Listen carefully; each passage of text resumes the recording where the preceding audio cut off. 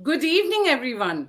Welcome to the grand culmination of the BTB Wordsmiths of the Year Awards 2024, Season 5. Today, we celebrate not just words, but the power of storytelling, creativity, and expression that transcends boundary and connects us all. We celebrate you. When we began this journey, we never imagined that it would grow into one of the most awaited online events in the creative community.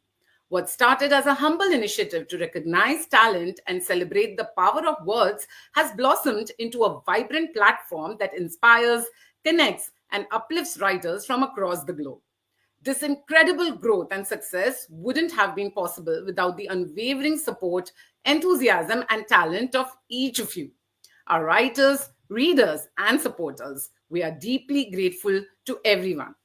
Over the past year, we have witnessed amazing talent within our community. Writers who have inspired, moved, and left us in awe with their unique voices. As we honor the best of the best, let us take a moment to acknowledge the dedication, passion, and sheer brilliance that went into every single piece of writing. Each story told, each idea shared, and each emotion expressed represents a world of effort, courage, and imagination. So, kudos to all the BTBians. Now, without further ado, let us kickstart this evening. Now, the theme for this year's awards is Roots and Reflections.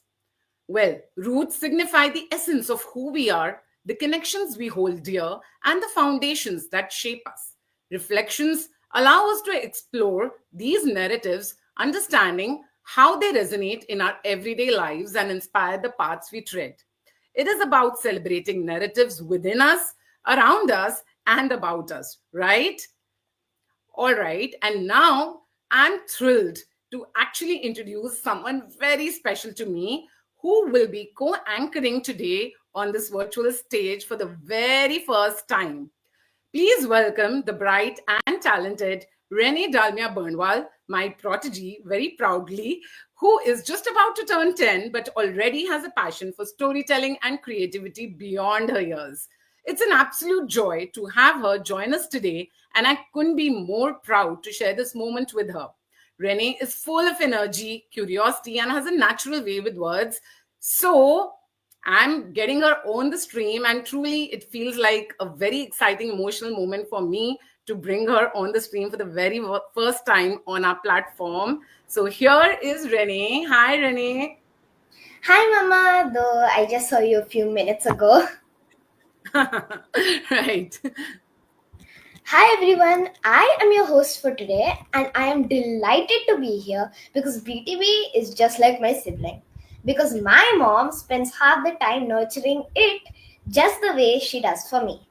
Not only that, she also scolds me in idioms and eloquent language, and then expects me not to be amused. Okay, now stop roasting me. Before Renee actually takes this forward, some thank yous are in order because an event like this cannot happen without the support of partners, sponsors, and jury, right? So I would like to give a huge shout out to all our partners and sponsors for the event who have trusted us, supported us, and made this literary extravaganza possible. The main event sponsors, Suchitra Academy, author partners and gifting sponsors, Sonia Chatterjee, Shilpa Suraj, and Dr. Balesh Jindal. Literary partner and gifting sponsor, The Little Dipper Publishing. Podcast and media partner, Authoropod. Community partner, Marham. Gifting sponsors, Apu World Library, Geeks Room and Taste Junction. Social cause partner, Maitri. And storytelling partner, Sarita Nair, the founder of Heritage Stories and Performing Arts, HSPA. I would also like a moment to thank our esteemed jurors for this event because without their time and their efforts in evaluating this entire, hordes of entries that we have in every category, it wouldn't have been possible to make the process streamlined and smooth. So, a shout out to our esteemed jurors, blogger, mentor, community builder, and creative writing consultant Anupama Jain, co-founder and CEO of Blog Chatter and Happiness Richa Singh, author, artist, and educator Shivani Salil, and author and illustrator Monica Bhatkande. A huge round of applause to everyone, and once again, thank you. Over to you, Renee. Rennie, you'll have to unmute. I think you've gone on mute by mistake. Yeah, sorry. It's Before we okay. start with the festivities, I have some fun news for you all. There will be a prize for the most engaged audience member tonight. So make sure you're active in the comments, sharing your thoughts, and cheering on our wonderful performers and speakers. I am now excited to welcome our first performer, a talented child artist who will be dazzling us with her musical skills on the piano. Please join me in welcoming the incredible Sunandini Sen. Woo! So let me bring Sunandini on the stream. She's right here. Sunandini, so good to see you. You are, of course, a fantastic writer and a known name on BTB, and I'm really glad you're the opening performer today. So over to you. A very good evening to everybody. I'm Sunandini from Kolkata, and we all know which time of the year it is again. Of course, it's time for the annual Wordsmiths Award from BTB. So today I'm very glad to be here actually. And this is my first time performing here.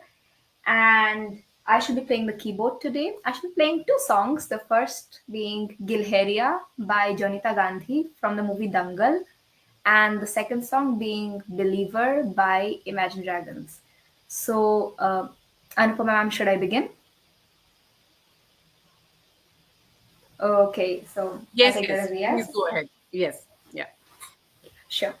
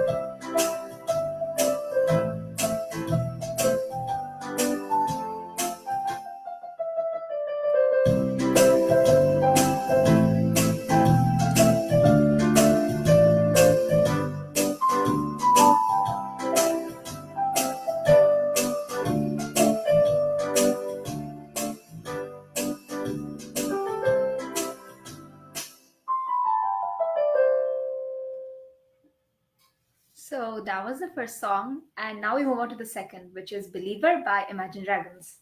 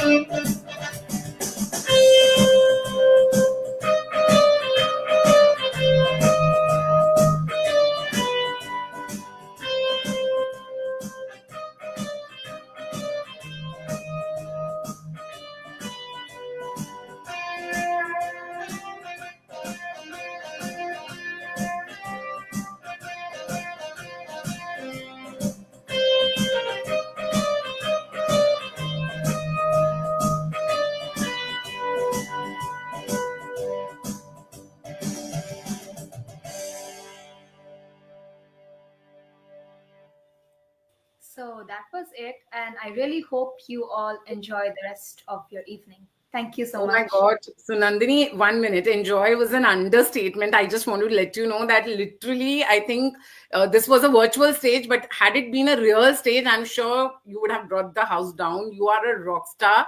And thank you so much for giving, I think, a great start to this evening that we all have been looking forward to. Yes, thank you all so much. Bye.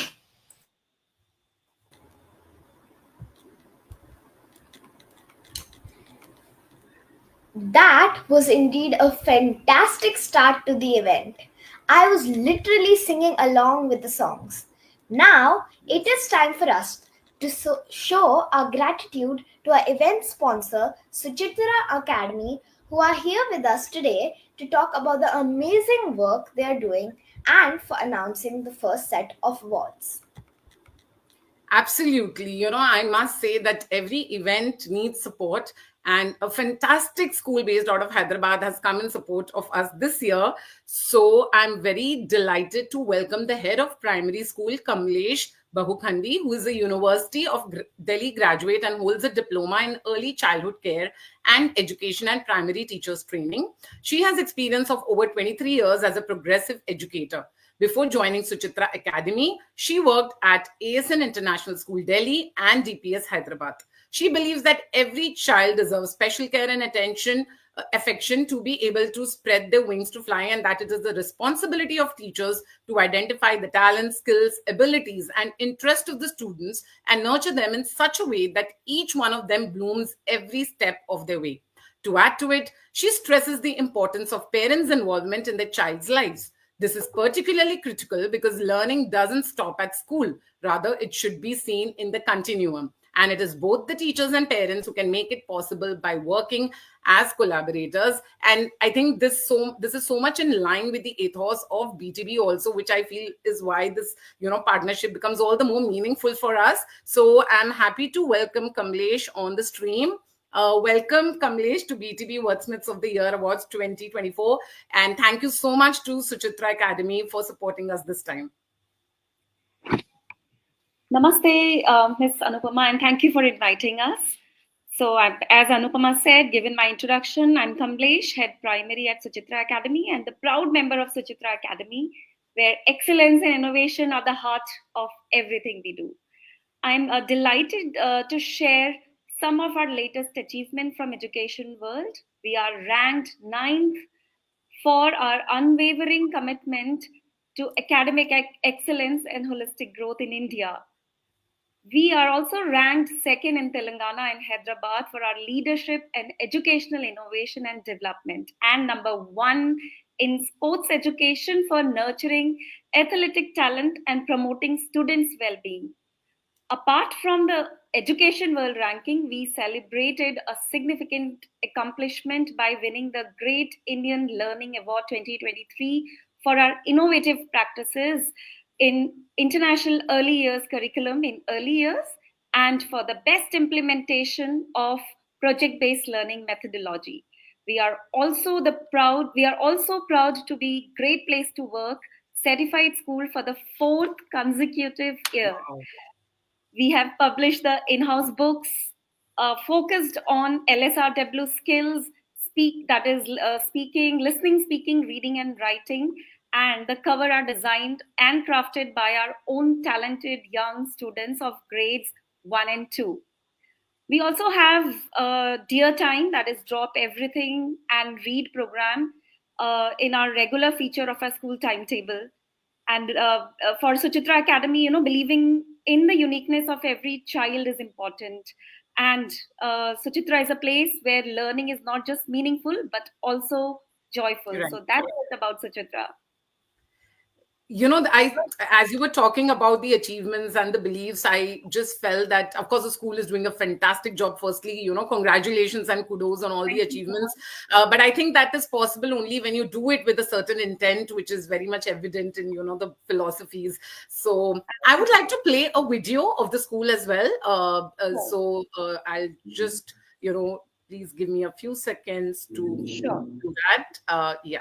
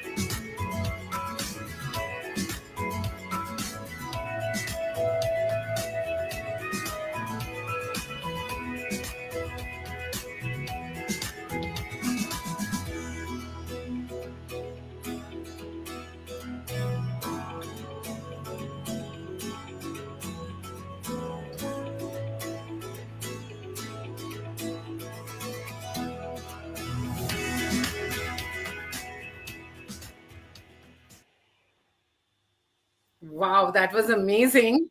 So, you know, uh, yeah. All right. So that was indeed, a fantastic video, and it totally, just gives us that feel that yes, we would like to, be a part of an academy like that, though we are now all done and dusted. I would now request Kamlesh to announce the first set of awards, which of course everybody is waiting for. So yes, the first set of awards are for BTB Booster Champ of the Year. So yes, Renee, if you could share the names of the finalists. Yeah. So the top 5 finalists for the BTB Booster Champ of the Year in the kids category are Eva Singh, Sara Ajoy, Keshav Lodha, Aditya Shukla, and Sanvi P. All right. So all fantastic kids, they write so beautifully. And just to let you all know, BTB Boosters is our feature, as a part of which we publish small write-ups every week, because at times people don't, are not able to write long things, and they're like, we don't have time. And we are like, okay, it's okay, just send a small booster, which works like a booster dose. So yes, Kamlesh, can we please have the name of the runner-up first and then the winner in the kids category? Sure. So runner-up for the kids category is Sara Joy. And yes, and the winner is Aditya Shukla. Wow, both are fantastic kids, and they write amazing poems, and they are so creative. So congratulations, Aditya Shukla and Sara Ajoy. Very proud of you both. And now moving on to the adults category. Rennie, can we please have the names of the finalists? Yeah, the top 5 finalists for the BTB Booster Champ of the Year in the adults category are Neha K. Malhotra, Zenobia Merchant, Nalini Dinesh, Jyoti Pratik, and Alshad Kara. All right, all fantastic writers again. So Kamlesh, yes, can we please have the runner-up and winner name? And the runner-up for the adults category is Miss Nalini Dinesh, and the winner is Neha K. Malhotra. Wow, congratulations, ladies. There's something in N. Nalini and Neha, congratulations again. Proud of you. And you all will be receiving beautiful trophies as always, which they are exclusive eco-friendly trophies of BTB, which is made by Green Mike, because we want to be mindful of the environment, and we feel it's all the more special to get a trophy made, especially for you all, which is conscious of the environment. So you will receive your trophies and certificate and the prize as well soon from our gifting sponsors. Okay, thank you so much, Kamlesh, for being here with us today. It was a pleasure. Thank you. Namaste. Thank you. Bye-bye.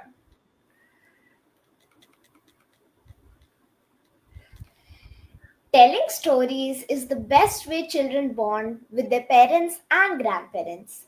I have also heard many from my mom who gets so deep into the story she is narrating that it puts me to sleep sometimes.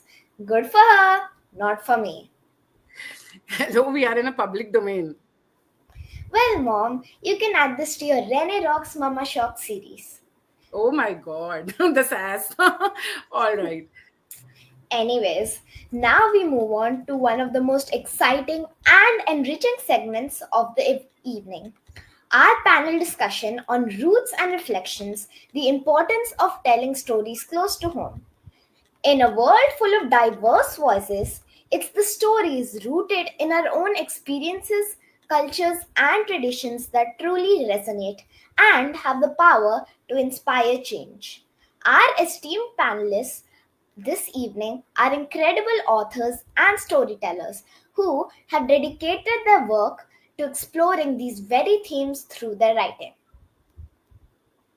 Okay. So I'm very excited for this panel discussion, particularly because all the three ladies who are going to be a part of this as a moderator as well as panelists are women I really look up to. I love their work, and just I love the kind of people they are.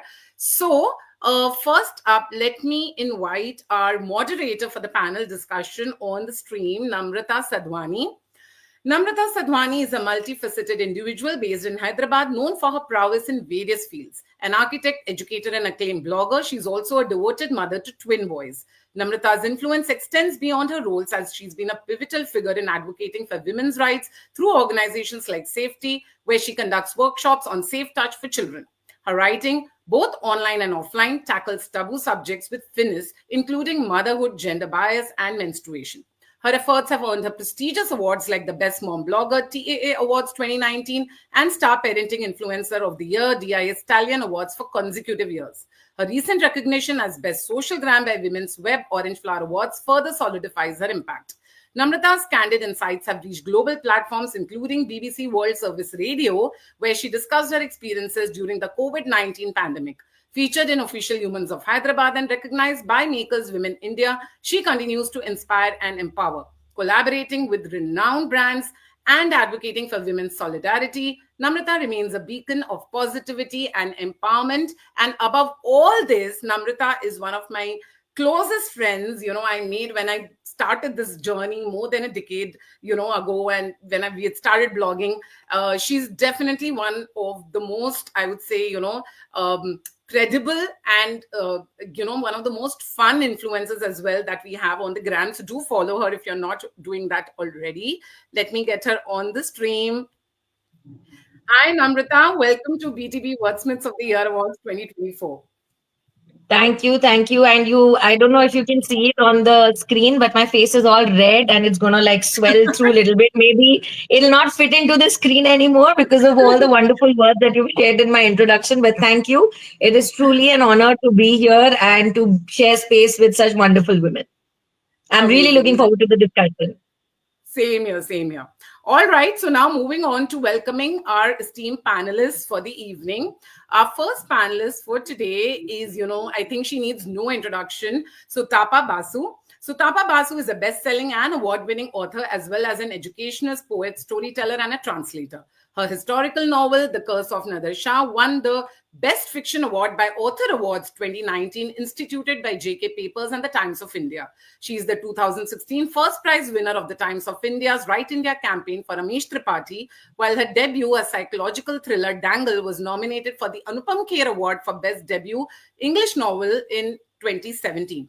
In 2021, she received an award for excellence in publishing by the Public Diplomacy Forum.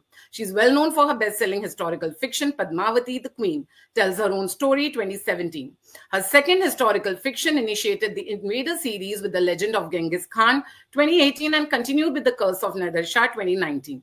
Sutapa's short stories have appeared in anthologies, and many educational series at the K-12 levels by her are being prescribed in schools in India and abroad. During her 25-year publishing career with Oxford University Press, Encyclopedia Britannica, and UFUS Learning, she has produced over 600 books. Sutapa speaks on her own podcast called The Sutapa Basu Show and manages Sutapa Studio that trains school faculty and creative writing aspirants. Recently, the Hindustan Times Space invited her to conduct several interactive storytelling sessions for school children across Delhi NCR with more than 100 students at each session. And trust me, I've actually cut down on her profile because of the time constraint. She has so many achievements, and I think the kind of work she has done is just amazing. So thank you so much, Sutapa Basu ma'am, for joining us here today. Welcome to BTB Wordsmiths of the Year Awards. Thank you so much, Anupama, and the BTB Annual Awards for inviting me. I'm so happy to be here and delighted to see a lot of young talent, which is starting with your daughter, Rennie. I think she's a wonderful anchor. I'm happy to be here. Thank you so much. Thank you, ma'am. Thank you for joining. And now for our second esteemed panelist for today, Anusha Veluswamy is an architect, educator, and an author. She holds a master's degree in architecture and was awarded the Rex Karmavir Global Fellowship by Young Leaders, instituted by iCogno in partnership with the United Nations. The Rex Karmavir Bronze Award in 2018 and the Women Lit of the Year Award in 2021 and 2024 by Inspire Beyond Motherhood Annual Awards. The Little Dipper Publishing, founded by Anusha Veluswamy, is a culturally rooted and compassionate independent children's publishing house in India. Known for championing diverse, authentic stories that resonate with readers, Little Dipper's catalog includes award-winning titles like Mari, A Gift from the Skies, Where is Mr. Thukam, and A Song from Where I Live. Celebrating themes of cultural heritage, nature, emotional intelligence, and storytelling that transcends boundaries, Little Dipper has already garnered accolades such as the NLIT Book Awards for Best Picture Book and the AGBLF Book Prize and several other shortlists for their catalog. So I'm very happy to welcome Anusha Veluswamy. Hi, Anusha. Welcome to BTB Wordsmiths of the Year Awards. you for having me here, Anupama, and congratulations for season 5 of BTV Awards. I'm so happy to be here. Hi, Namrata. So lovely to see you here today, and so lovely to meet Sutapa Basu today, and so excited about today's discussion. Wonderful. So I just realized we are three of us from Hyderabad on stream. So Hyderabad rock. yeah. All right. So yes, now I would, I know Namrata is going to do a fantastic job of taking this discussion forward. So over to you, Namrata. We are all looking forward to the discussion. Thank you. Thank you so much, Anupama. I am looking forward to hearing from these two wonderful ladies myself. So I'm going to quickly delve into the discussion. We are all a part of this amazing session, and I'm sure all the audience watching is, waiting to hear from you. So my first question is, for both of you. And I want to start by asking you both which story from your roots has stayed with you and somewhere, it has inspired you to tell stories close to your own home in your respective journeys, because I know we're staying true to the topic of the panel discussion, and that's why we want to start with this question. So Sutapa ma'am, if I can please ask you first to share your thoughts, and then we'll move to Anusha. So a lot of my stories are, I mean, all the stories, in fact, are based in India. And I happen to be an army wife, so I have traveled all over India. So I would say the entire country is my home. But if you're asking me for something that's really close to my heart, that's a translation that I did of a Bengali heritage literature called Thakuma Juli. That is the original name, and it was published about more than 100 years ago. And the foreword is by Tagore, in fact, of that book. So why is it close to my heart? Because as a little girl, before I could read, my grandmother told me stories from that book, and the stories were all about princesses, rakshas, and animals who could fly, animals who could talk, and so on. And those stories always stayed with me. But they were all written in Bangla. So it was a dream when I started writing. It was a dream with me that what if I could translate those stories into English and more children could enjoy those stories. And that is the reason, and that's what I did. It's called Princesses Monsters. I'll just show you the book. This is the book. So you can see the flying horse and the princess on it. So this is the book. And this is very close to me because, it was like a dream come true for me. And I think a lot of children have enjoyed it and they've come back to me. And also, these are folk tales from Bengal. I just want to, when I talk about this, I usually bring up this kind of an example. Children read a lot of fairy tales written by people, authors from abroad.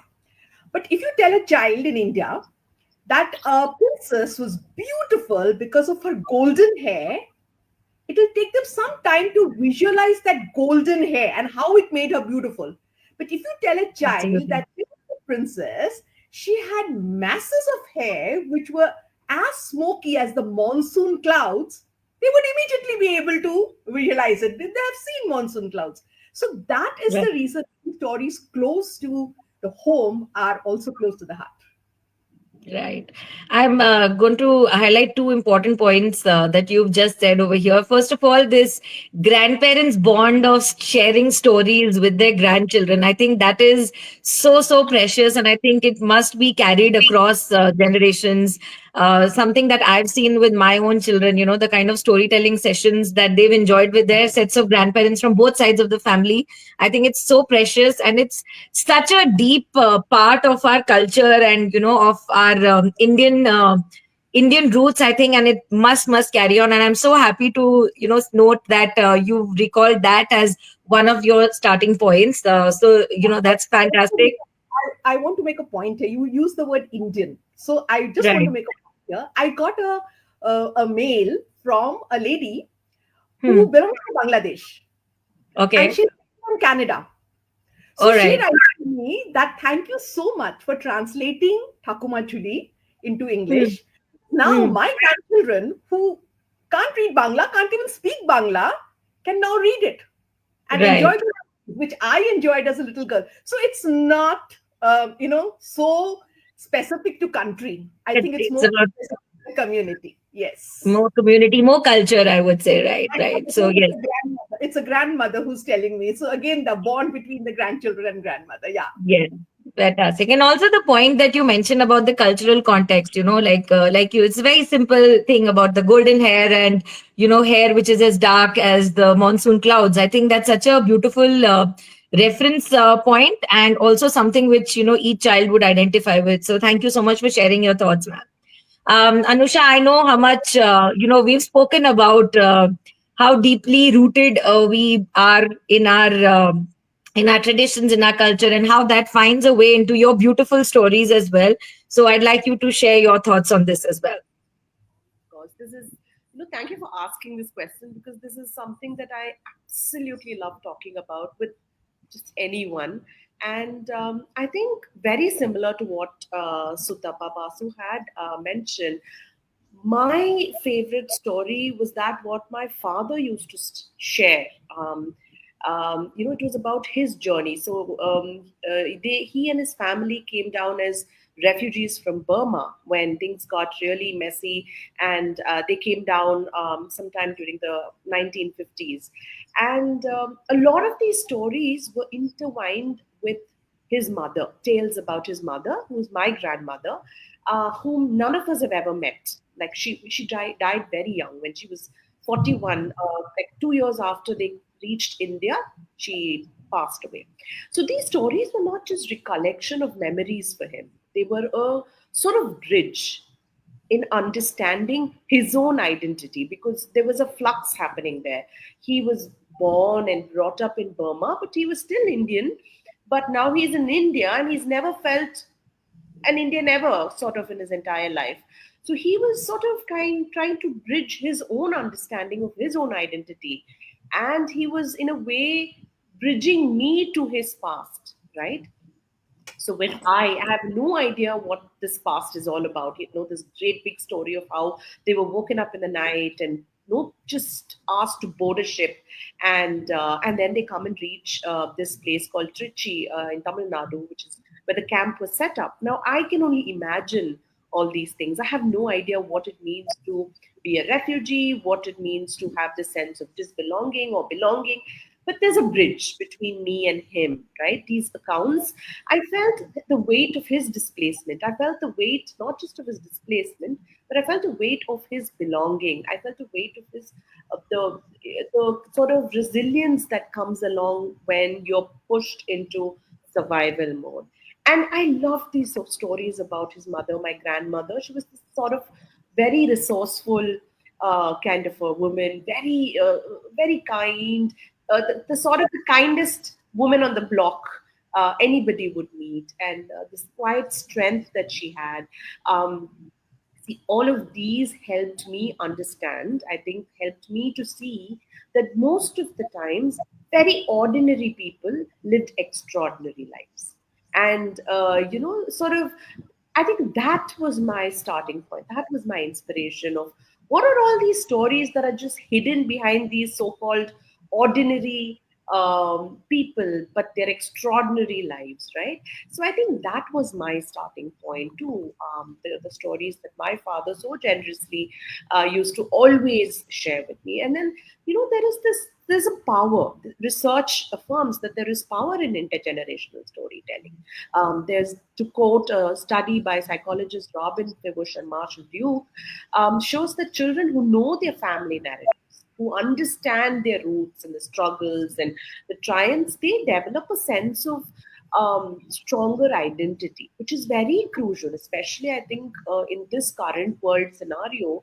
Um, I think understanding your own identity and the strength of that identity is so crucial. And these are the children who are better equipped, according to the research, to navigate the challenges, whatever, and also have the sense of connection and community, sort of. So I think, like a scholar would call it a life narrative, right? These stories that our parents and fathers and mothers share, these life narratives not only give you a sense of connection, but it also, I think, pushes you to listen deeply at every point of your life. It's not just about, you're listening to stories, but you're listening deeply. You've been taught from a child to listen deeply to what people have to share. And I think that is such a beautiful empathetic quality, right? I mean, to be able to listen to someone with empathy is one of the most important things that I would even say a skill. And I think our parents and grandparents taught that to us so beautifully. Right. So, yeah, I think stories have the power to malign, sort of, but I think they also have the power to kind of bring together the thread and humanize this whole experience more beautifully. So, yes, I Right. think these stories, these intergenerational stories, and the power of that is something that kind of baffles me every time. Yeah. Yeah. Right. So finding magic in the mundane, like all our grandparents did, and Yes. also how the stories actually root us and root the generations in a world that's telling everybody to just fly away and hustle. I think this is what is grounding us and keeping us true to ourselves. So wonderful points shared there. Thanks, Anusha. So, Tapa ma'am, my second question for you is. And I read an interview of yours where you said that, history is not dead and it exists all around us. So I want to take a beat here to ask you about your historical novels, which often give voice to lesser known narratives. What drives your choice of stories in that case? And how do you sort of balance the historical accuracy with the creative freedom of an author? So yes, history has always been one of my favorite topics, that themes, though I'm not a historian, and my discipline when I was studying, my academic discipline was English literature, though of course it always has an historical influence. Literature is always influenced by the history of the period. But what actually draws me to these historical figures whenever I think of writing is always people who did not really get the voice. So, for example, my latest one is called Parvati Bai, the forgotten witness of the Battle of Panipat. Now, the Battle of Panipat, the third Battle of Panipat, is a extremely important battle for the history of India because it was a turning point. That was the time when the Mughal Empire was absolutely breaking down, and there was a vacuum created. So the Afghans invaded India, and the Marathas, who were at that time the supreme power, went all the way to the north from Pune to fight the Afghans. Now, both the armies were very strong. Nobody was weaker, but the Marathas lost the war. Now, if the Marathas had won the war, then India would have had the Maratha Samrajya. It would have never been, dominated by the British. It was because the Marathas were defeated that the British got a kind of foothold. Now, historians have long analyzed what was the reason for that defeat. Why is it that the Marathas were defeated? And everybody's written about it. But I found it, when I started doing my research, I found it very strange that there was one person, Parvati Bai, who was the wife of Sadashiv Rao Bhau, the Maratha general commanding the Maratha forces, and she was there at Panipat. So she was a witness to the battle, and she was one of the very few survivors of the battle. Yet no one asked her. There is no place, no historian has ever quoted her or her voice or her reasons why the battle was defeated, and she was also known to be a warrior. So I immediately, it intrigued me. So why was her voice not there? Was it subdued? What was the reason for that? And that made me delve, even deeper. And I found out a lot of reasons why her voice wasn't, chronicled, wasn't recorded. And that is what created my story as to who was this lady Parvati Bai. And she was not. It was not that she came from a very rich or an affluent background or a socially high status, yet she made her place in history, and Yeah. such a prominent place that she needed to be subdued. So what was the reason? So these are the reasons. These are my what should I say, reasons why I pick up certain figures. Look at my book, which is about Nader Shah. Now we all Mm. know that Shah invaded India, and he conquered Delhi. He was the emperor of Delhi for a very short while, and Right. every history book has told us that he stole the Kohinoor and he Mm. stole the throne. But the truth is, he did not steal anything. When he became the emperor of Delhi, the then Mughal emperor was so afraid of what Nadir Shah could do to him that he just went up and opened the Mughal treasury to him and told him it's yours. So Nadir Shah just took whatever was his. He didn't steal anything. So, there is so much in history that sometimes is not interpreted correctly. And that is what keeps moving forward. And that is what people start believing until you really read a lot of, historians, what they have written, and then get down to the actual truth. So that is why history has always intrigued me. But I just Yeah. want to add one thing here, which Anusha just said, that your identity. So I always say that history is alive. History is all around us. History makes our life. History influences our life each moment. We think history is in the past, but it's not. And one of them is, doesn't anybody want to know, all everybody want to know the history of their own family. So Right. where was their family during a particular famine, during, maybe everybody would want to know, did they take part in the freedom struggle of India, and so on. So when I went back to my family history, I realized that my great grandfather was the son of a indigo farmer, Neil. So he was a son of an indigo farmer. The village in which he lived, or the villages around, used to also always grow rice. They traditionally they grew rice, but of course when the British came and the British started the indigo plantation, they forced all the farmers to stop growing rice and to grow indigo. As a result, Okay. villagers started starving.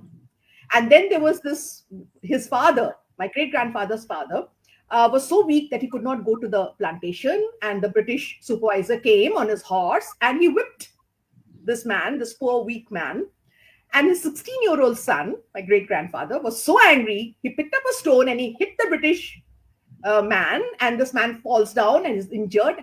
And of course, the result would be that this poor boy would be imprisoned and probably hanged. So he just runs away from home. So, that is what made me immediately think about myself and my personality, where I just cannot tolerate injustice. So probably Right. I learned it genetically from my great grandfather. So you see, you come to know yourself when you learn about the history of your own family.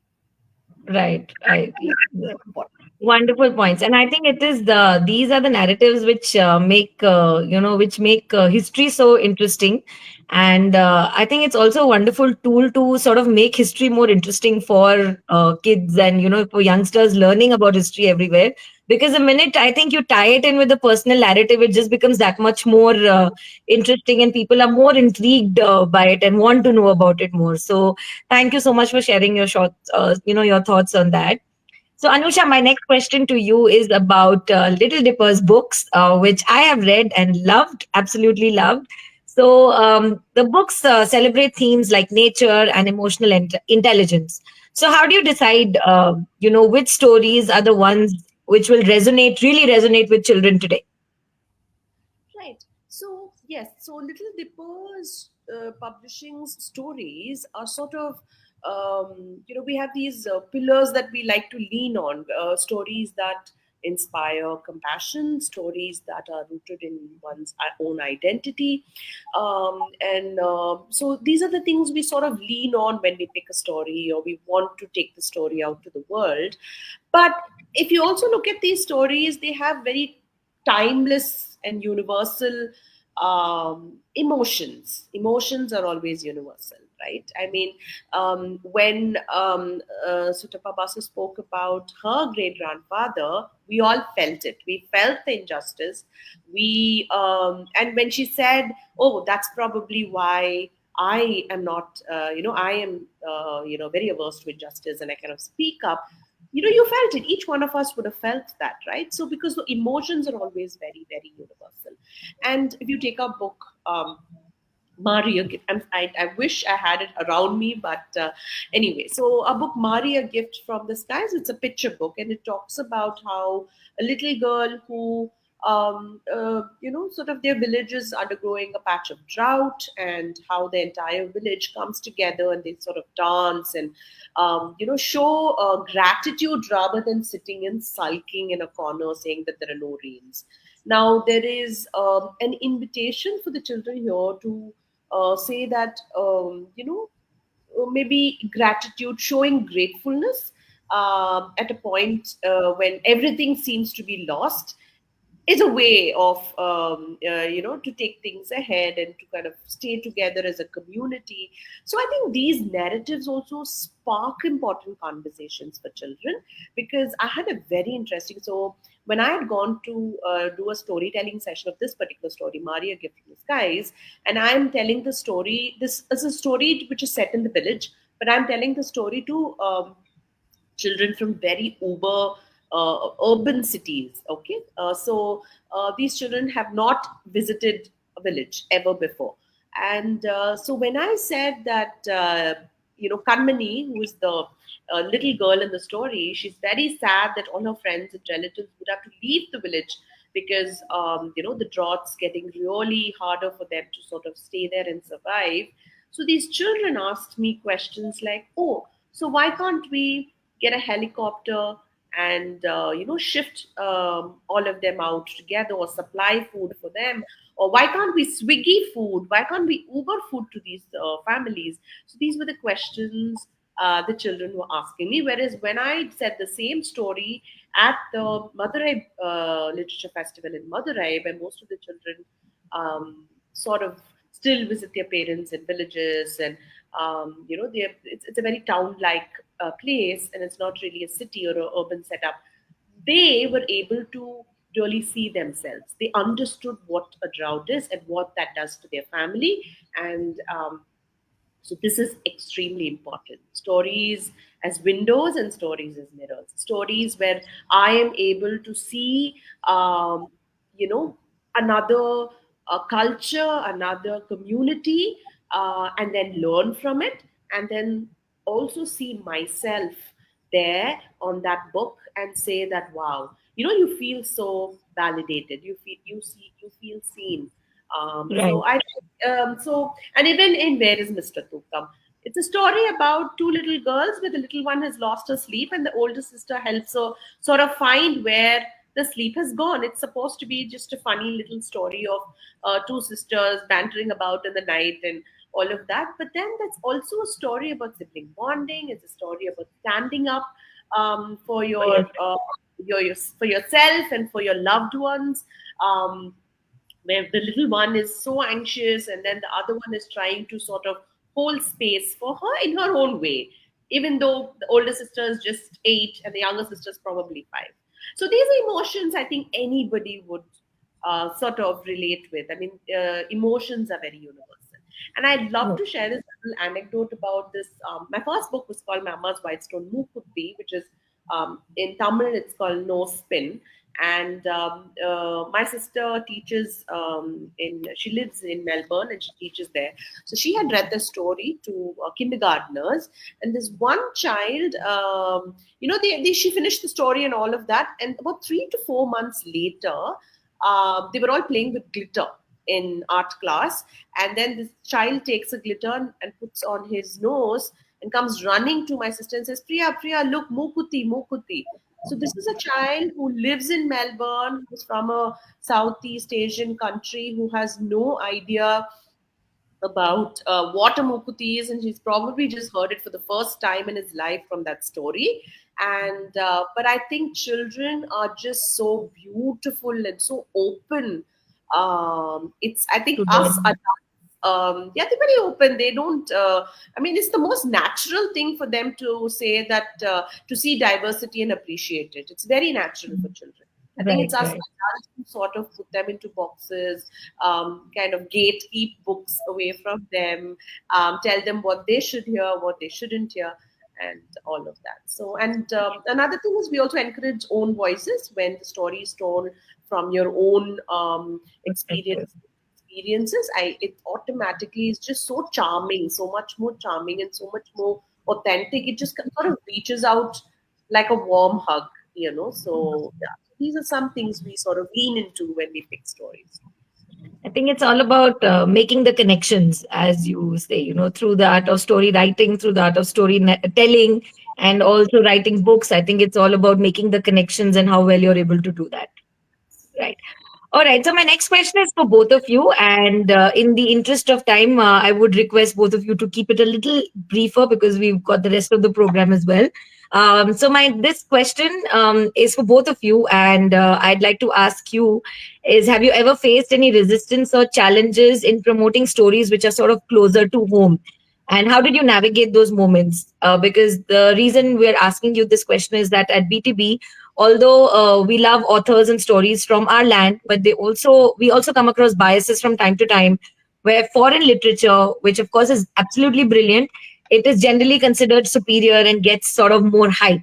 So I'd love to know your take on this as well. So, ma'am, can we start with you, Sitapa, ma'am? No, I have never faced Okay. any pushback at all for any of my stories. But yes, I agree about one thing, that when you're writing for children, that's very different when you're for from when you're writing for adults. Because when you're writing for children, you have to keep their surroundings, their interests in mind. For example, my latest book, which is called Murder in the Jungle, is totally based on environment. The murder is actually of a tiger, so it's about tiger poaching. But I have also added in that how tracking in the jungles can be done through AI, because I know that AI is now the thing that children really love. So I definitely brought in AI, and I brought in AI hacking because let me admit that I'm not that conversant with AI. But when I researched, I realized, I came to know that AI hacking is the easiest thing in the world, actually. Hmm. So that is how the story goes. So it has really appealed to children, and every child gets back to that we want to know how AI has been used. So you have to constantly think about what is their interest and bring that in. So I've never faced any kind of a pushback. Now I want to All bring right. in one point here quickly. A lot of children are writing today. There are a lot of published authors among children. I find that most of the children, they write in a setting which is foreign. Either their stories are set in London, or it's set in New York, or it's set wherever it is set. It is hardly ever set in India. And there's only one thing I want to tell those children, that authenticity always comes from what you know best. And we know Right. our country, our cuisine, our language, our people the best. So, quick example, if I use the word metro, in India, a metro means what? A public transport, right? But in Hmm. New York, the metro is the Metropolitan Museum. So you Right. see, every word has a different connotation in a different setting. So to understand that, to create a very authentic setting, you need to always pick up a setting which is known to you. Like Yeah. if an author ever wrote, we had dosas for dinner. Any child in India would say, "What? Dosas for dinner? Dosas are eaten for breakfast." It's not that you can't eat dosas for dinner, but usually in India, the custom is to eat it for breakfast. So you see, you Right. need to customs, the cuisines, language, the way people talk, the accents, and so on. And that is why it's good to write about what you know the best. Yeah, I think it's the authenticity that shines through in the words, and I think that's what makes it more appealing to everybody. So, Anusha, I'd love to know your thoughts on the same.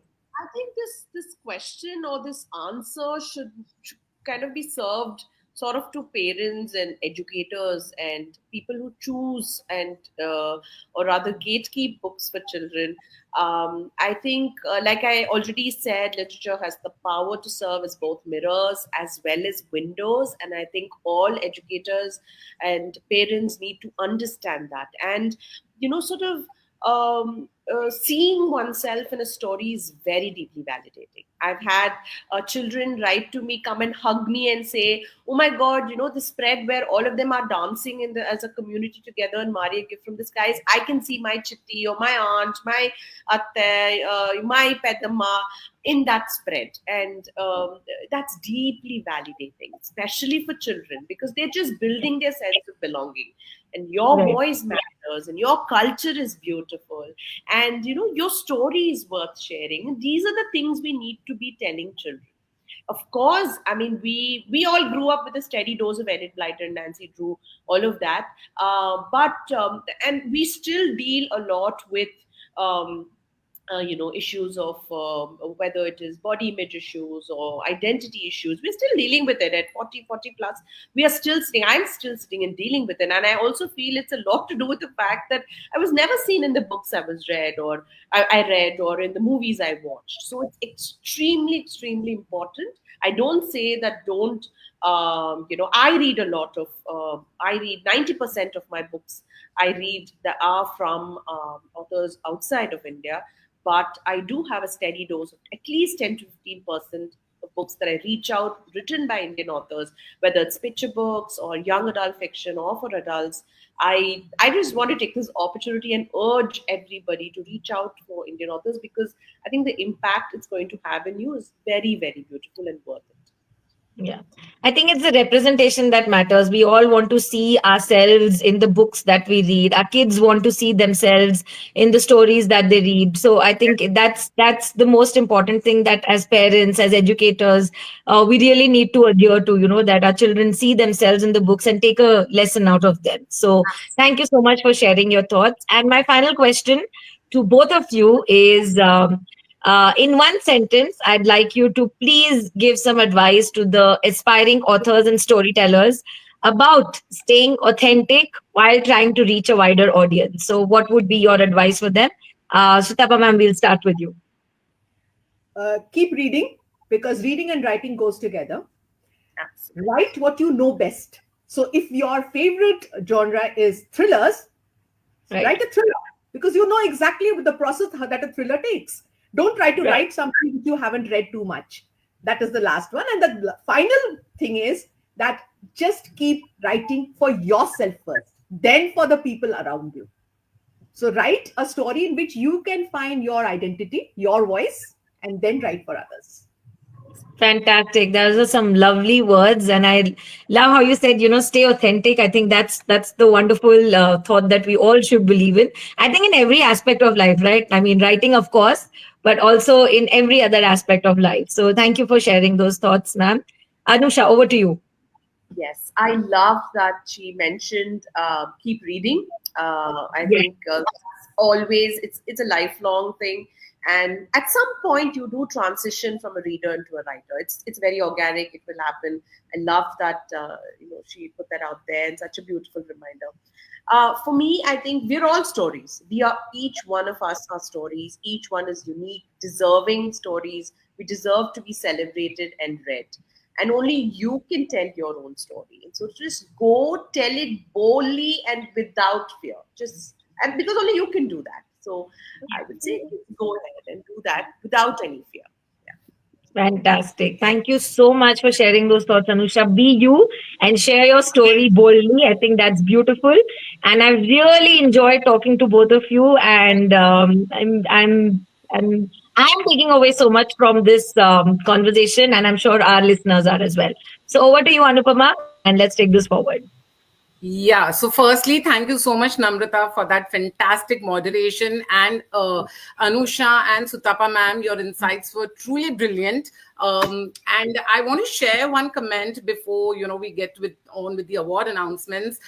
It's not a question exactly. So, there's a parent. Her name is Ritu, and she has shared that for the longest, my child never showed interest in reading books. And one day, Anupama ma'am just suggested story. So it was an Indian book, basically, the whole book series. So I just gave one of the whole book series and I said, okay, try this. And she said, I was just shocked to see how the child got hooked after that. So she's just sharing her experience of how sometimes it is probably, just a case of child not relating to certain books that, the child is being exposed to. So like you all said, it's also about culture, history, and not just that, even the day-to-day lives, I remember talking to Sutapa ma'am about, just the food items, just saying that somebody is having idlis, during a scene, or, the smallest of such touches can make so much of a difference. So thank you so much all for that valuable time. But before you leave, of course, we have something important to do. So all you five amazing ladies are here. So we will now get on with some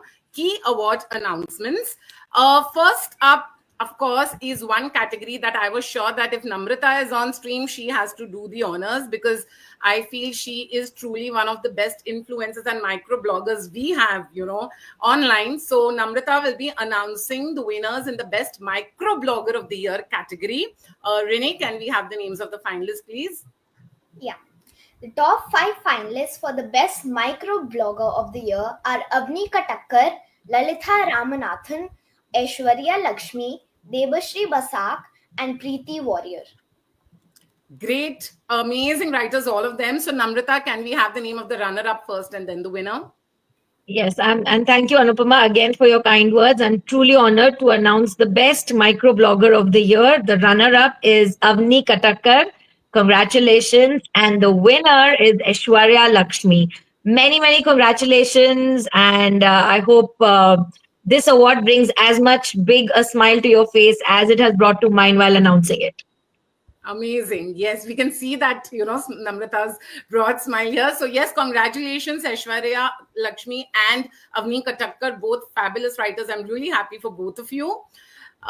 So at Beyond the Box, our passion for books and the significance of reading remains at the heart of everything we do. We firmly believe that literature has the power to shape children into aware, creative, and empathetic individuals. Our commitment to promoting Indian authors continues as we celebrate the richness of our cultural heritage. This year, we have once again explored a wide range of books in the kidlit space as a part of our reading recommendations and book-related discussions and activities. While each book brought something interesting to the fore, a select few stood out for the kids. We are thrilled to present the top 6 finalists of the BTB Kids Favorite Book of the Year Award for 2024 as chosen by the children at BTB, making this a very special award, and only titles released after September 2023 were considered for the award. So Renee, can we please have the name of the top 6 finalists? Sure. The top 6 finalists for the BTB Kids Favorite Book of the Year are Aarti Khatwani Bhatia for The Girl Who Lost Her Yes, Ramendra Kumar for My Grandpa My Bestie, Nandini Nair for Minnie's Friend, Tanushri Poddar for Boo Boo series, Vibha Batra for Chow Champ, and Aarti Sontalia for Meher's World of Colors. A big round of applause for these, amazing authors. And I think being announced by Sutapa ma'am is an honor for them too, I'm sure, ma'am, so yeah, can you please share the name of the runner-up and the winner? Ma'am, you're on mute. If you could unmute. Yeah. Yeah, sorry. So the runner-up for the BTB Kids Favorite Book of the Year is Tanushri Poddar for Boo Boo series. Congratulations, Tanushri. And the winner is Aarti Khatwani Bhatia for The Girl Who Lost Her Yes. Fantastic writers, both of them. Yeah. So congratulations, Tanushri ma'am and Aarti. We'll soon get in touch with you for your trophies. And so this year we continue to also celebrate the incredible writing talent of our young authors by showcasing both commission pieces and articles written during our classes and workshops on our website.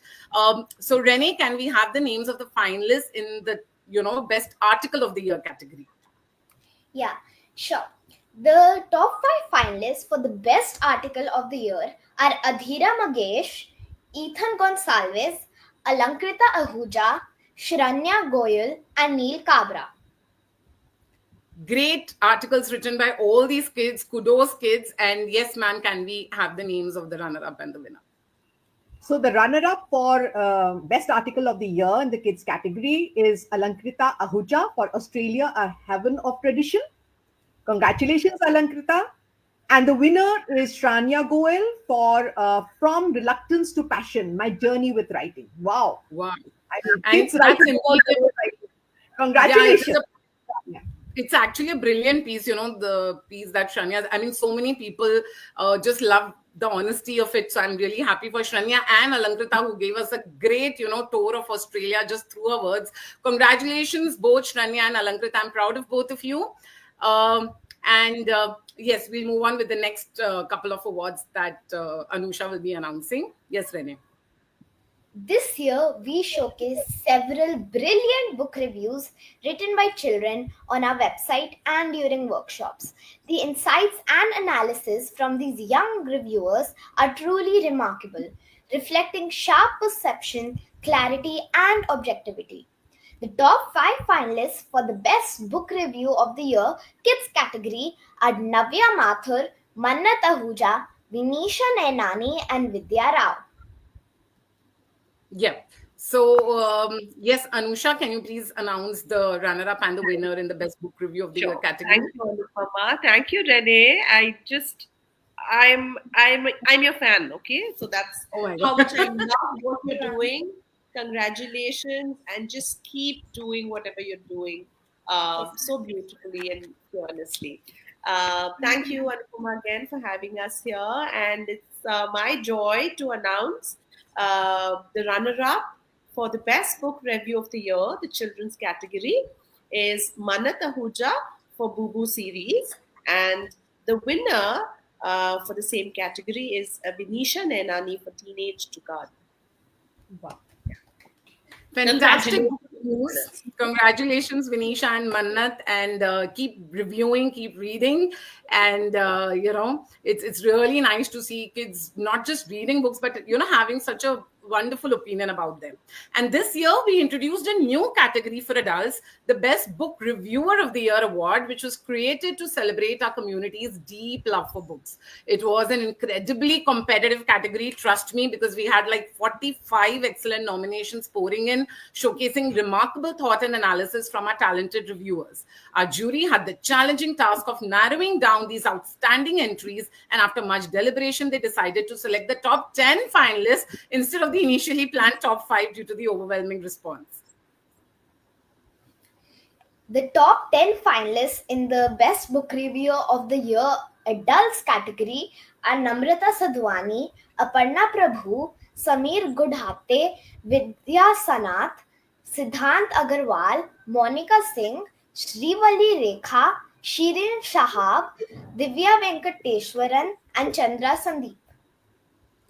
Great, Renee. I think you really got the names bang on, for a child to be saying all those name accuracy. I'm proud of you. All right. So, yes, Anusha, can we please have the name of the run? Sure. So, we Thank have two you. runners up and two winners in Yes. this category because we had so many entries. So, Fine. yes, Anusha. Thank you, Renee. Thank you, Anupama. So, the best book reviewer of the year runners up, we have two of them, Chandra Sandeep and Monica Singh. The best book Wow. reviewer of the year winners, two of them again, Sameer Gujate and Shirin Shahab. Congratulations to the winners. So, firstly, I also want to congratulate Namrata, who was among the finalists, because I think that itself was a huge achievement in this really competitive category. Also, yes, congratulations, the winners and the runner-ups. I'm just totally blown away by the reviews you've written. They are almost, I think, the reviews can be reviewed. They are so beautifully done. So, thank you, Anusha, Sutapa ma'am, and Namrata once again. It has been a delight having you here at our special event. Thank you so much, Anupama, Namrata, and Rennie. You should be given an award for the best anchor. Yes, I agree. I agree. I agree. Best co-anchor award goes to Rennie. Yes. Thank you, Yeah. ma'am. Thank you so much. Thank you so much, Anupama, for having me and for having me as a moderator of this panel with such two wonderful ladies. And thank you, Renee, for co-hosting the event so well. It's just been a truly wonderful evening. Thank you so much. Thank you all. Thank you, Anupama. Thank you, Namrata. Yeah. Thank you, Super Basu. Goodbye. And thank you all. Good evening. Good night. Goodbye. All right. Wow. That was, I think, a really enriching panel discussion, right? And very interesting as well. Yes. So moving on, we are happy to share that Marham Resonating Resilience is our community partner for the event. Marham is an NGO founded with the mission to create a world where every individual is heard, valued, and celebrated for who they are, regardless of their background or circumstances. They are dedicated to supporting the cause of autism, working to raise awareness and provide resources for individuals and families affected by this condition. They also support the cause of thalassemia, working to increase understanding and promote access to care for those living with this genetic disorder. Additionally, they are committed to advancing the rights of transgender individuals, working to create a world where everyone has access to the resources and support they all need to thrive. They believe that everyone deserves to be treated with kindness, respect, and dignity. And they all work tirelessly to make this a reality for all. We are grateful for this association and hope to support their wonderful cause in a small way. Let us now welcome Ananya from Marham for a captivating singing performance. Yay! So we have Ananya Halankar all set to rock the virtual stage. So, Ananya, welcome. Hi. All right, Ananya. So, over to you. You can start your performance. जिंदगी एक सफर है सुहाना, यहाँ कल क्या हो किसने जाना। जिंदगी एक सफर है सुहाना, यहाँ कल क्या हो किसने जाना। हाँ, जिंदगी एक सफर है सुहाना, यहाँ कल क्या हो किसने जाना। अरे उल्ले उल्ले उल्ले उल्ले अरे उल्ले उल्ले उल्ले अरे उल्ले उल्ले उल्ले उल्ले अरे उल्ले उल्ले उल्ले चांद तारों से चलना है आगे, आसमानों से बढ़ना है आगे। अरे चांद तारों से चलना है आगे, आसमानों से बढ़ना है आगे। पीछे रह जाएगा ये जमाना, यहाँ कल क्या हो किसने जाना। जिंदगी एक सफर है सुहाना, यहाँ कल क्या हो किसने जाना। अरे टिट टिट टिट टिट टू उल्ले उल्ले अरे टिट टिट टिट टिट टू उल्ले अरे उल्ले उल्ले अरे उल्ले उल्ले हंस दे गाते जहाँ से गुजर, दुनिया की तू परवाह न कर।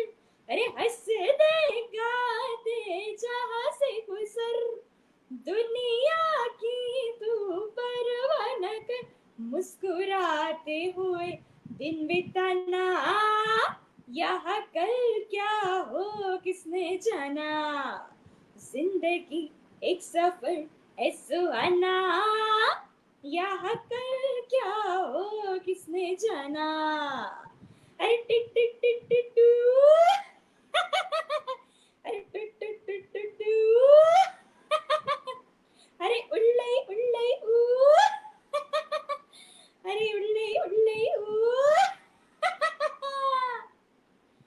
Now I'll be singing my next song. So I think you all must have heard this song, so hope you guys will like it. There's a fire starting in my heart, reaching a fever pitch, it's bringing me out the dark. Finally, I can see you crystal clear. Go ahead and sell me out in LA or Bay. See how I leave with every piece of you.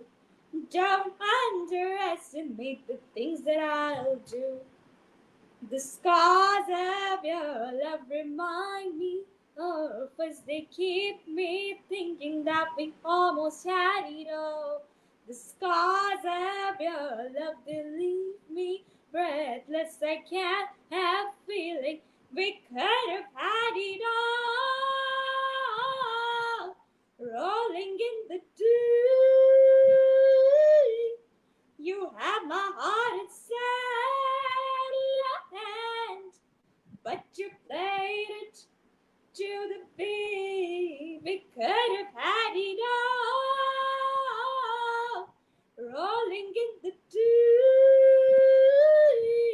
you have my heart inside your hand, but you played it to the beating. Draw your soul to every open door. Count your blessings to find what you look for. Turn my sorrow into treasured gold. You'll pay me back in kind and reap just what you've sown. We could have had it all. We could have had it all. Ew, ew, ew. We could have had it all. Rolling in the deep. You have my heart inside your hand. But you played it, you played it, you played it, you played it, you played to the field. Thank you.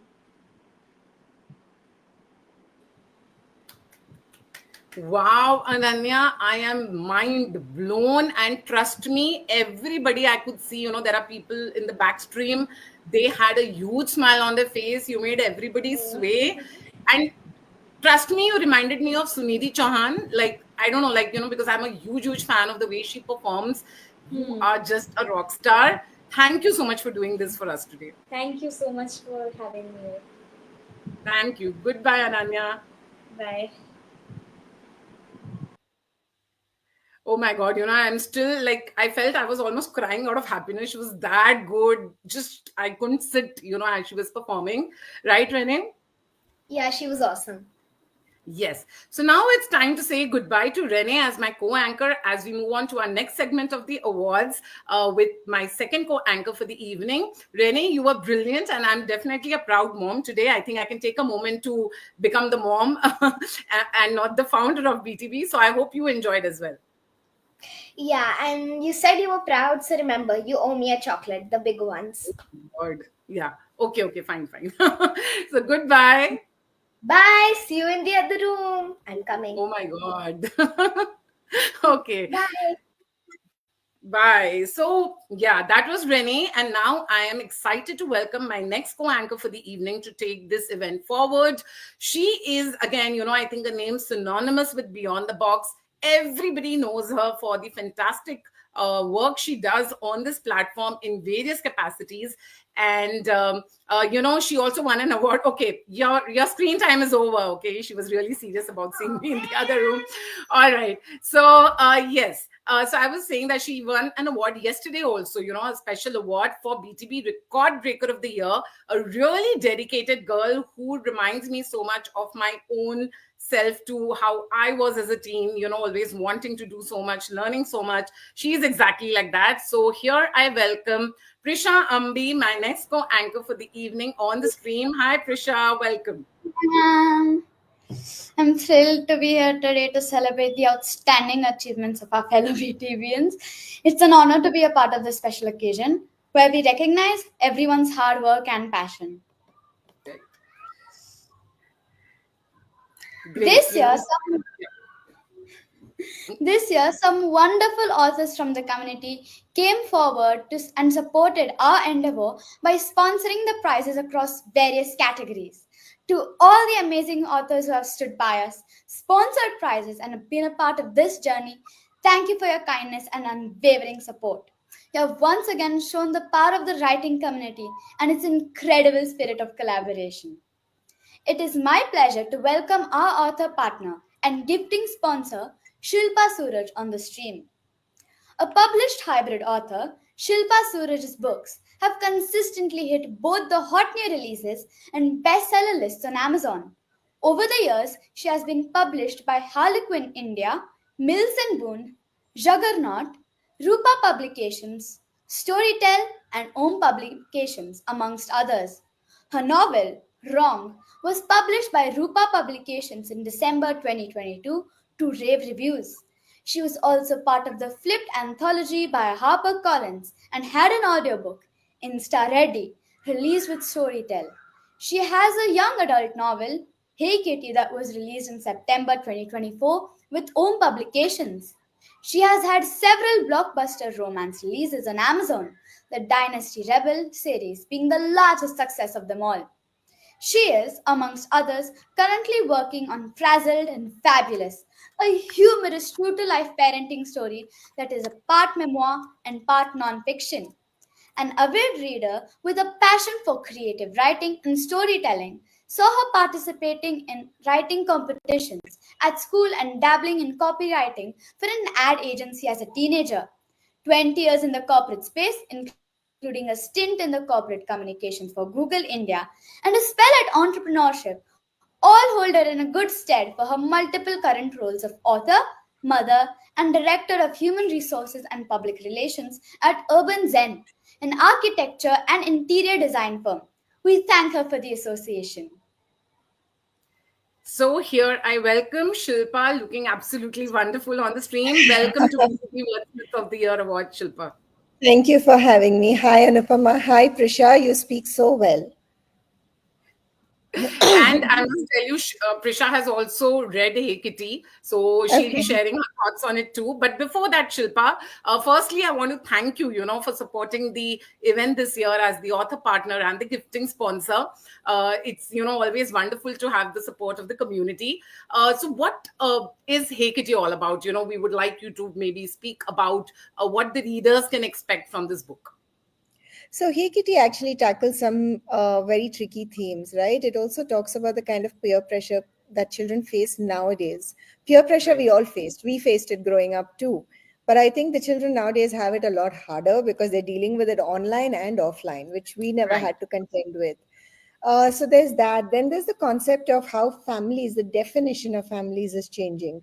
So Hey Kitty absolutely. also talks about what it means to deal with the fact of being a blended family and how exactly do you blend well.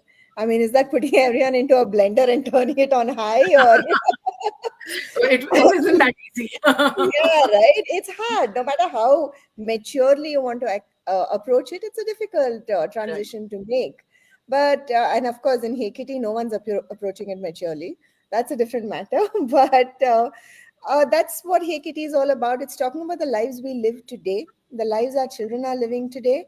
And I think for us as parents, it's very important to, and that's what Hey Kitty also tries to address, is we need to see where our children are coming from because the world they are living in is not the world we grew up in. Right. And that is, Absolutely. I think, an important distinction for us to keep in our heads when we parent, Yes, yes. So, Completely agree. yeah, that's what Hey Kitty is all about. And I hope it's also fun because I tried to make it as fun as I could. It is, it is. And of course, I've read the book too. And so, yeah, I would like to tell the audience who is watching and who is going to be watching later, go and check this book out on Amazon. Trust me, it's very strongly recommended. We've all loved it. Prisha, maybe you also want to, because you're a reader of the book. So if you would like to share, your thoughts on the book as well. Firstly, I enjoyed reading Hello Hey Kitty and I found it really eye-opening.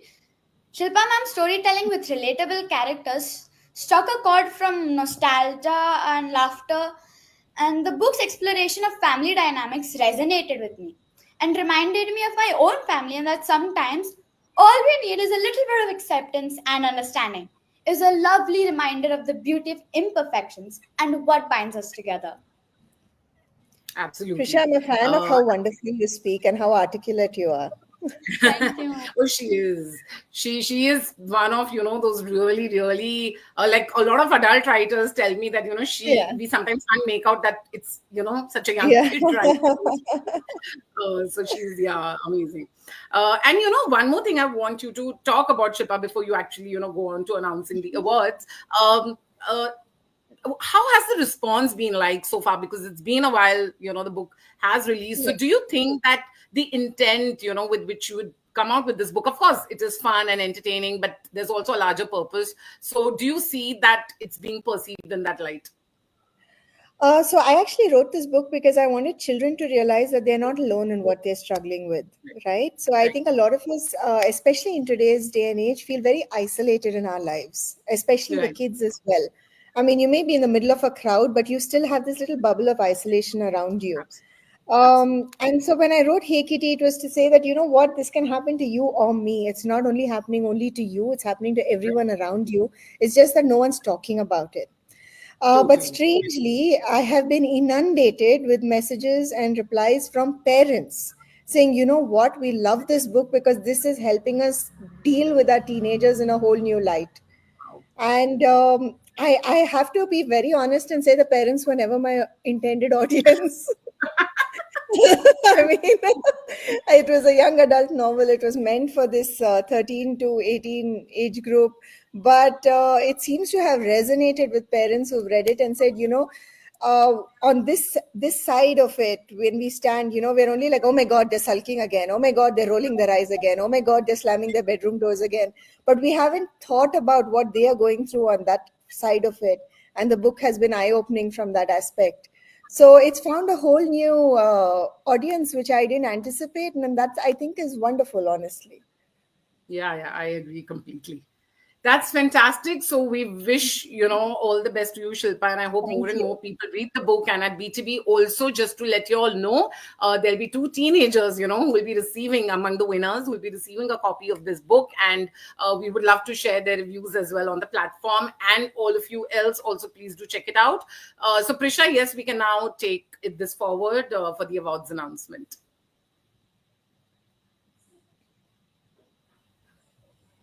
You're on mute. I think Prisha, you're on mute. You'll have to unmute here. Yes, ma'am. The top 5 finalists, Best Story of the Year, are Navya Mathur, Neil Kabra, Samika Sangwar, Suchika Panjwani, and Ahan Dhingra. Yeah, so fantastic writers, all of them, all those kids for best story of the year. Kids write so many stories in that entire year, through our classes, workshops, and even otherwise, we receive submissions for our website. So, yes, Shilpa, who is the runner up and who is the winner in this? I'm very excited to announce these awards because these are the kind of competitions I participated in as a kid and I never won. I didn't even get runner up. I didn't even get participation certificate. So I'm very thrilled for the kids who actually Here you won. are today, so I think, yes, that Yeah, shows that's for everyone who doesn't win today. Please don't give up. Keep writing. Absolutely. Yes. So the runner-up for the best story of the year is Navya Mathur for The Orange Cat of Bengal. I love that title. And the winner is Suchika Panjwani for The Rainfall After Murder. Congratulations, both of you. Both are brilliant stories published on the BTB website. So please go and check them out. Congratulations, Navya and Shuchika. Proud of both of you. And the next category is Best Poem of the Year. I think poetry is my personal favorite, form of writing. And the top 5 finalists for Best Poem of the Year are Prisha Ambi, who is right here with us, Arav Trivedi, Chaitra Adamala, Sanvi P, and Ritik Ramanathan. And trust me, all these poems are wonderful. And again, they are on the BTV website. So do go and, check them out, read them, and encourage the kids. So yes, Shilpa, who is the winner and who's the runner-up? So the runner-up for the best poem of the year is Ritik Ramanathan for Late for School. Again, love that title. Resonates with me. And the winner for best poem of the year is Sanvi P for An Idiom Party. Congratulations, both of you. All right. So congratulations, Sanvi and Ritik, both amazing. And, I know both of the kids, obviously, and they are enthusiasts of poetry. They really love it. So I'm very happy for them. Thank you so much, Shilpa, for doing the honors and for being here and talking about your book. It was a pleasure having you here today. Thank you for having me. And Prisha, it was lovely to meet you. Thanks. All right. Bye. Bye. It was indeed so much fun having Shilpa with us today, and we hope you all will be checking out her book, Hey Kitty. Moving on, next up is a truly special segment. As we celebrate the art of words and storytelling tonight, we couldn't be more thrilled to have with us our storytelling partner, Sarita Nair, the founder of Heritage Stories and Performing Arts, HSPA.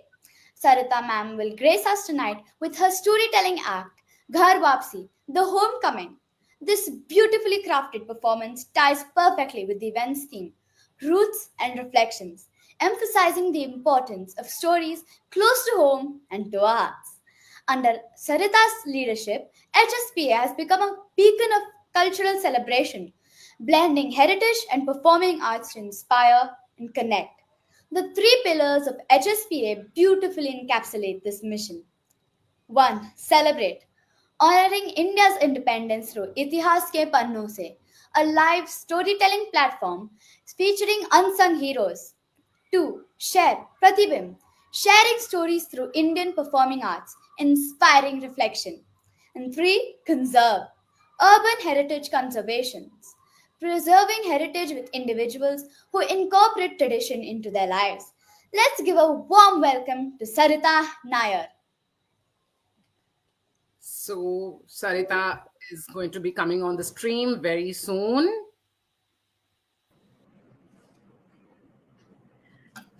Hello, presenting to you the story Homecoming. And for that, let me take you back in time to the past era in India, specifically 1913. Finally, he was there. After traveling across oceans, he had arrived to this enchanting city, the eternal city of lights, the city where the sacred Ganga flowed freely, like the light of knowledge or Gyan, the city where thousands of lamps, earthen lamps, lit up and illuminated the path towards moksha, the city of Kashi. He stood there with his eyes closed, taking a deep breath in as he inhaled the aroma of the incense, and he could hear the chanting of devotion enveloping him.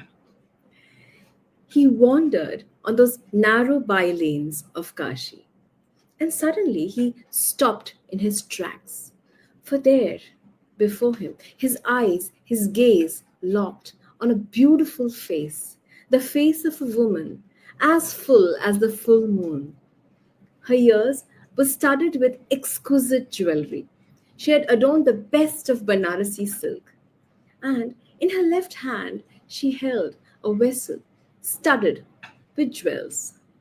He stood there, staring at her, as if in trance.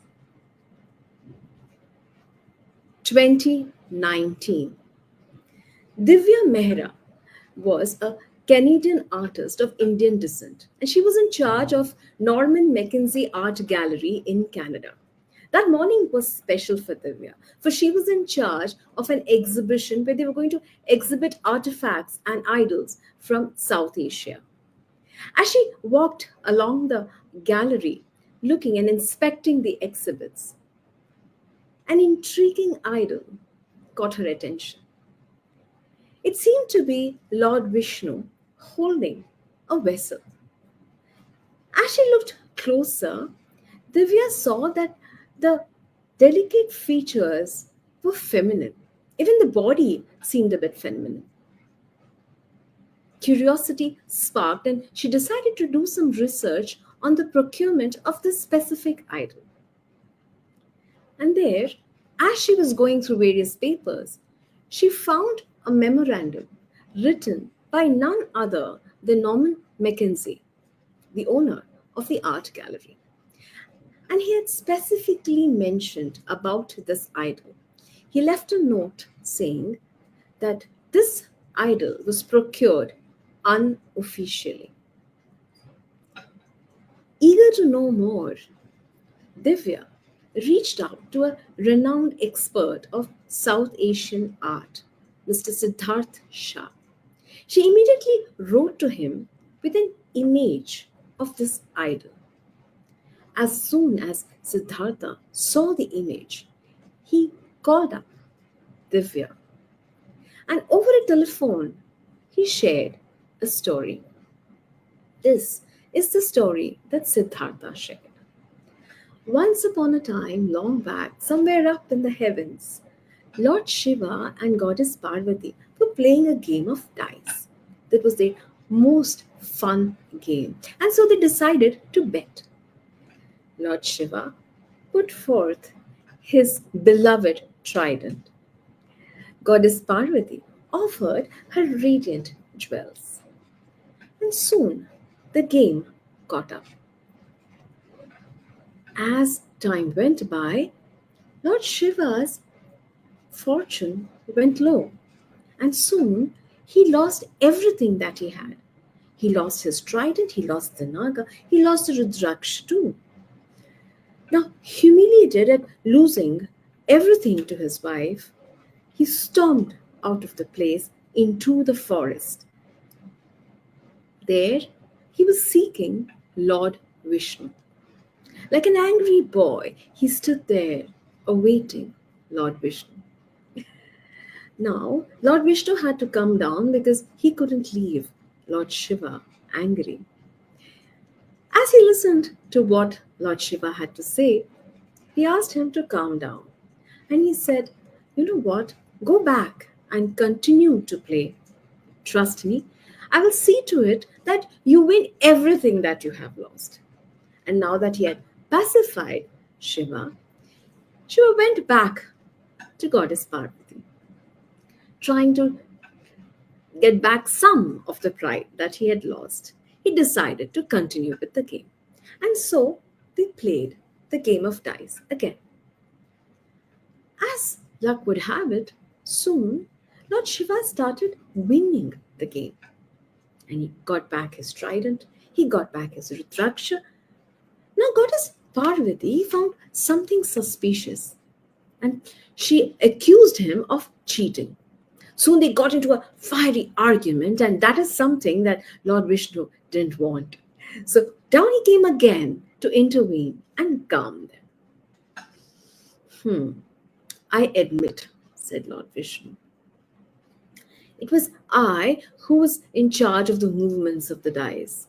You were just players in an illusion.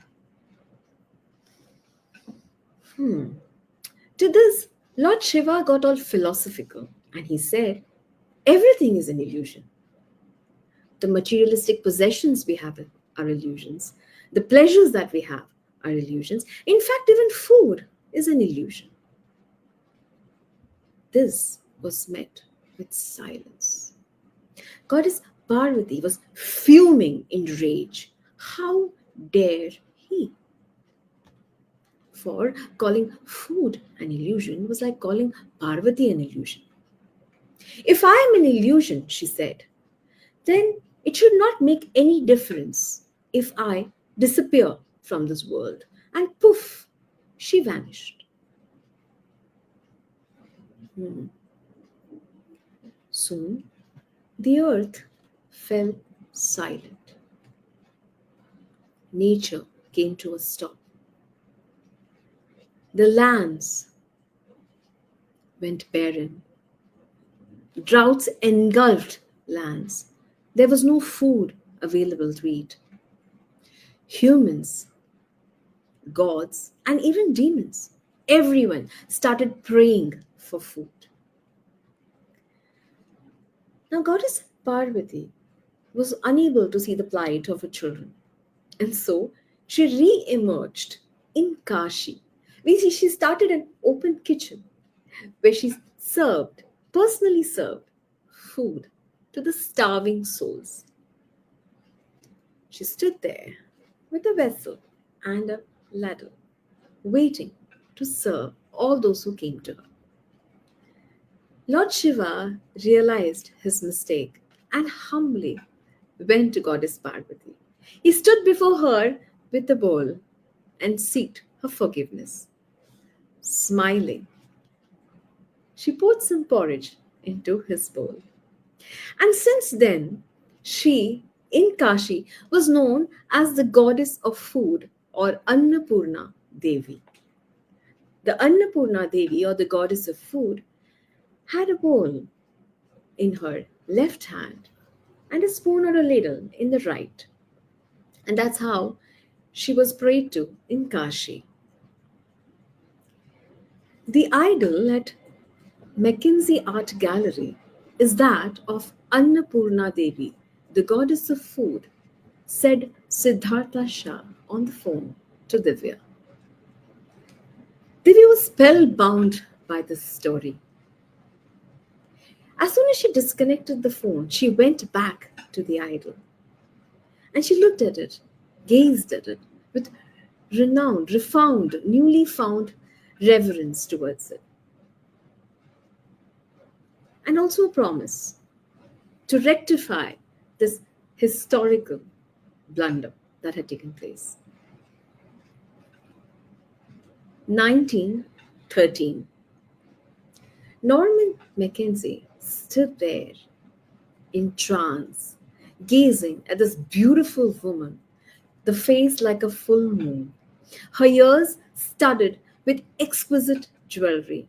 On her left hand, a vessel with jewels, studded with jewels, and her right hand had a ladle.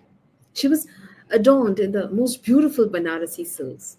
And he thought to himself, if only I could have this woman, this idol, he thought.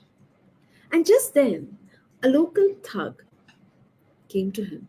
He was standing there looking at Mackenzie, and he said, you can have her. I will get her to you, but for a price.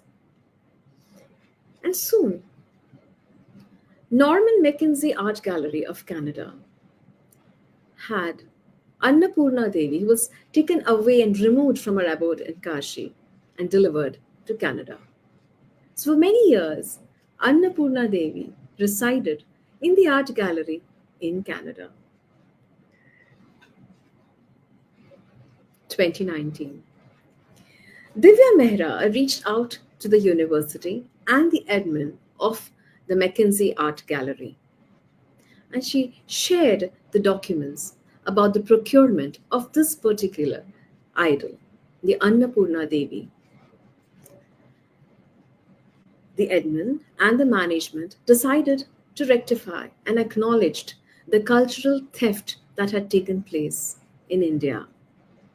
And soon enough, on November 19th, 2019, through a virtual ceremony, the goddess Annapurna Devi was returned to India in the presence of the Indian High Commission and the Archaeological Society of India. And thus that was the homecoming of the goddess of food, goddess Annapurna Devi, back to India, where she belonged. So if you go today to Kashi, you will find her there in a temple, back where she belongs. And that was the story, Homecoming or Ghar Vapsi. Thank you so much for listening. Oh my God, Sarita, like I am just, like they say na in Hindi, mantramugdh. It was such an amazing, the story, of course, was really amazing, but I think your narration really, you're just amazing. Thank you so much for being the storyteller partner for this event. And just to let even the audience know that Sarita is not just doing this, but she's also doing a workshop for the BTB kids, who are already enrolled in our program for the age group of 9 to 13. And the name of the workshop is Back to the Roots, where, she's going to kind of help them find that space amidst all the chaos where, we lose sight of, our rich past, our family's past. And she's going to help them find those untold stories of resilience, compassion, and love, which is hidden within faded black and white photographs, which is so interesting. So, Sarita, if you would like to just elaborate on that before I get Prisha on the screen for the award announcements.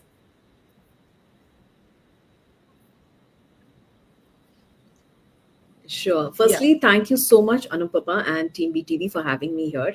And congratulations for putting up such a wonderful show that you have. And a special mention for Rainy and all the young anchors that you have on the show.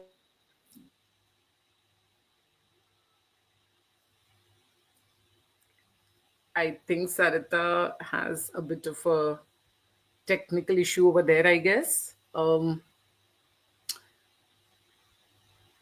Yeah, I think she got disconnected. So maybe she would try coming back in.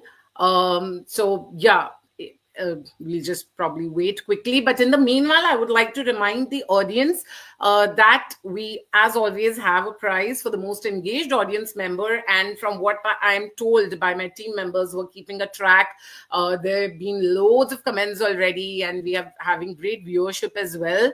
So let's see who wins that. And I think Sarita had some tech glitch, but looks like she's back. Sarita, yes, you can unmute. And I think you were talking about the workshop. Yeah.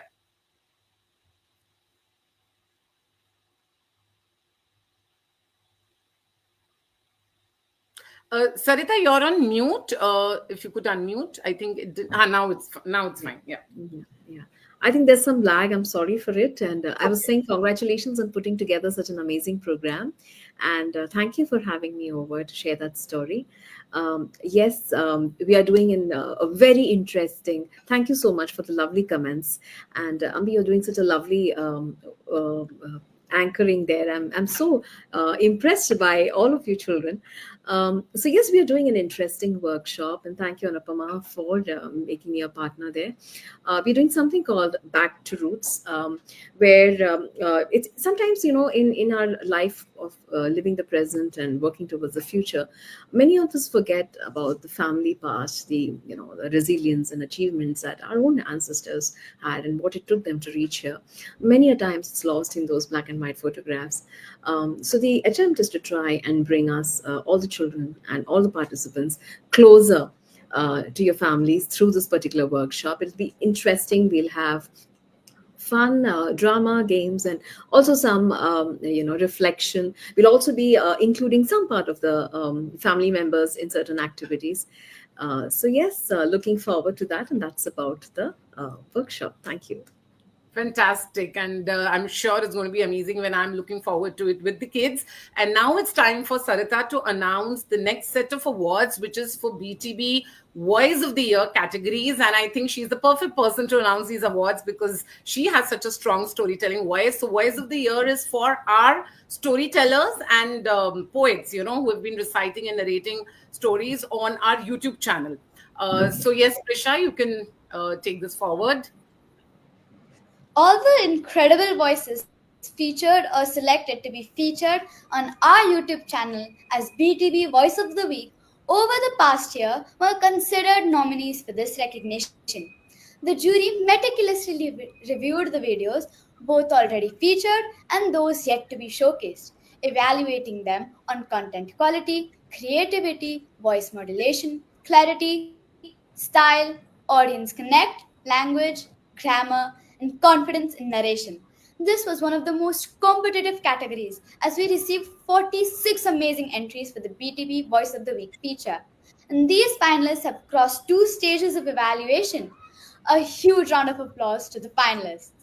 The top six finalists for the BTB Voice of the Year Kids category are Sunandini Sen, Samika Sangwar, Arna Janeja, Sarthak Jain, Esha Karthik, and Chaitra Admala. All kids are fantastic. So, yes, Sarita, can we have the names of the runner up and the winner? Sure. Congratulations and thank you so much. It's an honor to announce this award. BTB Voice of the Year runner up is Sarthak Jain. So, congratulations, Sarthak. And the BTB Voice of the Year winner, kids category, Sunandini Sen. So Nandini was also our opening performer today. So congratulations, Sarthak and Sunandini. Very deserving. Both of you are wonderful storytellers. I'm very happy for you. And yes, now we move to the adults category. Yeah. Now the yes, BTB Voice of the Year for adults category. Yes. Yeah. So Prisha will announce the names of the finalists and then we can have the names of the runners up and the winners. Yes, Prisha. This year, we had an overwhelming response for entries in the adult category. Hence, the jury made a decision to choose top 10 finalists instead of top 5. The top 10 finalists in the adult category are Soma Mukherjee, Amita Raj, Khushbu Shah, Lalita Bhattacharya, Manpreet Chada, Avni Kattakkar, Lalita Vaitheswaran, Srivalli Rekha, Srividya Subramanian, and Gulnar Rahim Khan. Wonderful, and all of them are amazing. So, yes, Sarita, can we have the names of the runners up and the winners? Sure. Congratulations to everyone who made it to the list. And the runner up for BTB Voice of the Year Adults category there are two here, runners up Khushbu Shah and Srivalli Rekha. Oh, wow. Congratulations, Khushbu and Srivalli. And yes, the names of the two winners. The BTB Voice of the Year adult category winners are Manpreet Chatta and Amita Raj. Oh my God, amazing. So congratulations, Amita and Manpreet. All of them are fantastic. And the reason we chose two runners up and two winners in this category is because the jury felt there were like 46 amazing entries. So they were like, it's just only fair we have more winners. And I think all of you are fantastic. So thank you so much, Sarita, for doing these honors. And it was a pleasure having you here today. Thank you so much, Anupama, and best wishes to you and the amazing work that you're doing. Congratulations once again. Bye-bye. Bye-bye. All right, Prisha. So yes, we can take the evening forward now. Now it is time to immerse ourselves in the universal language of the soul, music. Music has this extraordinary ability to touch hearts, tell stories, and connect us all, regardless of where we come from. It's a celebration of emotions, of creativity, and of expression. We are delighted to welcome our child performer, Amira Varghese, to the virtual stage. Amira's passion for music is nothing short of inspiring, and her soulful melodies are sure to leave a lasting impression on all of us. Please join me in giving Amira a big round of applause as she takes us on this musical journey. Yes, so Amara is right here to entertain us, and here she is. Hi, Amara. It's so good to see you here. And over to you. Good evening, everyone. My name is Amira, and today I will play a classical rag called Rag Bass. This composition has even been used in our national song Vande Matra.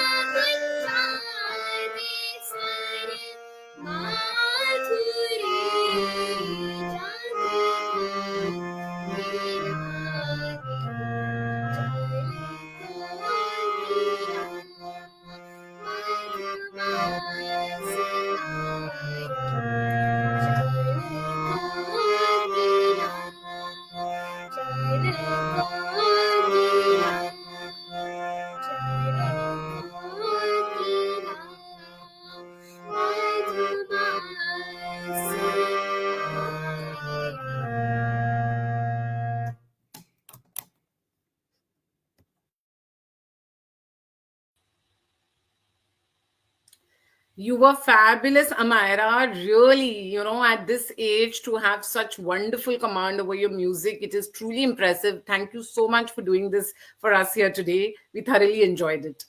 Thank you so much, ma'am. It was my pleasure. Wonderful. Okay, goodbye, Amira. Bye, ma'am. That was Amira, and truly, right, Trisha, she was wonderful. That was a mesmerizing performance. From music to an engaging excerpt reading, let us now welcome our author partner and gifting sponsor, Sonia Chatterjee. An alumni of Presidency College, Kolkata, Delhi University, and XIME Bangalore, Sonia Chatterjee holds 2 postgraduate degrees in the field of chemistry and physics. She also completed an MFA in creative writing from Writers Village University. With 8 years of experience in the banking sector as a branch head, she took a sabbatical from the corporate world to start her blog soniamusings.com. Her blog was featured in the list of top Indian blogs consistently from 2019 to 2024. Deal of Death, introducing Raya Ray. Her debut novella was awarded in the top 100 debut novels by Literature Slide, and it fetched Sonia Litroma Rising Star Award 2019 for the Best Debut Author Fiction. She also received the Spirit Mania Award for Influential Women 2K20 the next 8 2020 LitFest Author Award, and the Litroma Nari Samman 2020 Award. Diary, Deceit, and Death, a Raya Ray adventure. Her second thriller book in the Detective Raya Ray series is released in September 2024 to a great response from its readers. She is currently working on a true crime story which will mark her foray into the world of non-fiction writing. Her articles have been published on various digital platforms such as Women's Web, Youth Ki Awaaz, Tux Magazine, and Period Magazine. She was invited as a speaker at the Breaking Barriers Kolkata 2018 event by Women's Web and as an author of thriller novels at the Women's Writer Fest, Kolkata 2020. Sonia lives in Kolkata with her doctor husband and 9-year-old son. And here she is, the lovely Sonia. And like I said, even for somebody else earlier, apart from all of this, Sonia is one of my oldest and dearest friends from the writing world. So, Sonia, welcome to BTB Wordsmiths of the Year Awards. It's such a pleasure to see you here. Thank you so much, Anupama, for having me. It's an honor to be a part of the program. I know how much hard work has gone behind this. We've started our writing journey together, so it feels so, I feel so proud to see you hosting your own your award show, and it's amazing. And also, Renee, super debut. Risha, excellent anchoring. I must say, the effort that you put in behind the kids, it's reflecting in the form of the way they are hosting the program today and the way the confidence with which they're speaking. It shows, it reflects. Amazing work. Congratulations, Anupama, for putting up such a wonderful show. Thank you so much. It really means a lot. And also, I want to thank you for being one of our author partners and gifting sponsors to let everybody know that some of the winners in the adults category will be receiving Sonia's book and as the prize. And she's going to be talking about the book right now. So, Sonia, before we get into a very engaging excerpt reading, if you could just briefly talk about what the readers can expect in the book. Right. So, Diary, Deceit, and Death, Raya Ray Adventure is the second book in the Detective Raya Ray series. Though, again, let me just clarify, the two books are individual standalone books. So even if you've not read the first one, you'd still love the second one. I'm sure of that. So I'll just give you a little brief about what this book is about. So Detective Raya Ray is riding high on her success as a private investigator when she receives an anonymous call. The stranger, reluctant to disclose her identity, seeks Raya's help. She takes up the case of dual deaths that shook the peaceful beach town of Saptaparni 2 decades ago. Challenged with baffling clues about what could have transpired on a fateful night, Raya lands in Saptaparni. She traces stories related to the deceased schoolteacher Somen Sen and the daughter-in-law of the Ghoshal family, Smriti Ghoshal. Raya meets a whole slew of characters living in that small town with a probable connection to these deaths. Each new introduction evokes curiosity and suspicion in turns. All roads lead to the Ghoshals, a once powerful family in the town led by the patriarch Aurobindo Ghoshal. Every new lead that Raya uncovers only serves to further cloud the trail. No one is truly innocent. The case covers a trajectory across Saptaparni, the hill station Lasenaguri, Raya City, Kolkata, and her dreaded destination Bangalore. The intrepid detective traverses through a web of deceit to encounter the well-guarded secret of the Ghoshal family. As Raya peels away the superficial layers, she is shocked to discover veiled connections. With the help of an old associate, she stumbles upon the reality twisted to suit the narrative of an evil man. Soon, she discovers that the key to the mystery lies hidden amidst the ruins of the past. So, will Raya be able to race against the forces of nature to deliver justice to the departed souls and retrieve the secret from falling into the wrong hands? Only time can tell if she succeeds in saving the family from the clutches of another disaster. Diary, Deceit, and Death is basically a thriller about greed, betrayal, and masked identities of two families spanning 3 generations in 4 cities across 5 decades. Fabulous, very intriguing. And I have, of course, read the book, people. So trust me, you will not be able to put it down. I had read during my journey, and though I've not really, got around to reviewing it, but I'm giving a personal recommendation here. And I think, though the prize is going to the winners in the adults category, but I feel this is, a book everybody can enjoy. So, Sonia, just to give a little glimpse, into the book to our audience, if you want to read a short excerpt from any of the pages, like whichever you feel is Absolutely. appropriate. Sure, sure. It will be a pleasure. And let me also tell you, the book is categorized in the age category of 10 and above. My son is 9 plus, and he's already read the book. His friends have read the My book. daughter also. Yeah, so, I have ensured that this can be read by children as well, Yes. and there's not much of gory details or violence or anything that is not suitable to their age group. So yeah, even though the adults might find it a little more intriguing, I'm sure the children would love to read, the True. new detective story as well. Okay, so I'll just take you through a crucial part of the story where the detective meets with a challenging situation, and how it actually, this is the point in which the story turns towards the climax, or rather towards the right direction. So I'm going to read that part. Okay. True to his word, the Toto stopped opposite a gigantic boat in a couple of minutes. Raya knew she was caught in a web of deceit the moment she stepped onto the beach. This is a discarded boat. Where's the restaurant? Her hands went inside the purse to bring out the revolver. But before she could act, a loud bang on the head rendered her unconscious. She dropped on the sand. The blood from her head trickled down her hair onto the sand. The Toto driver trembled while watching the two men tie Raya's hand and feet. We'll throw the detective near the place where she's staying. He turned towards the Toto driver. You leave the town right now, take the money, and start afresh. But remember, you must never return, or else we won't spare you. You told me you wouldn't harm her. The man was on the verge of tears. The hooligan's partner glared at the driver. Shut up. Never forget that we'll be watching you. He took the Toto and rode away at a full speed. He stopped near the clinic and dialed an emergency contact number. Both men carried Raya to a car parked near the discarded boat. They put her in the back seat and rode through the forest to reach the backside of the temple. They left her with her handbag on the beach ahead of the guest house before driving away. A little later, the priest ran towards the still unconscious Raya. Picking her in his arms, he placed her near the gate of the abandoned house and made a call. A man and a lady arrived as dusk set in the sky. Together, they carried Raya inside the temple premises through the crack in the wall.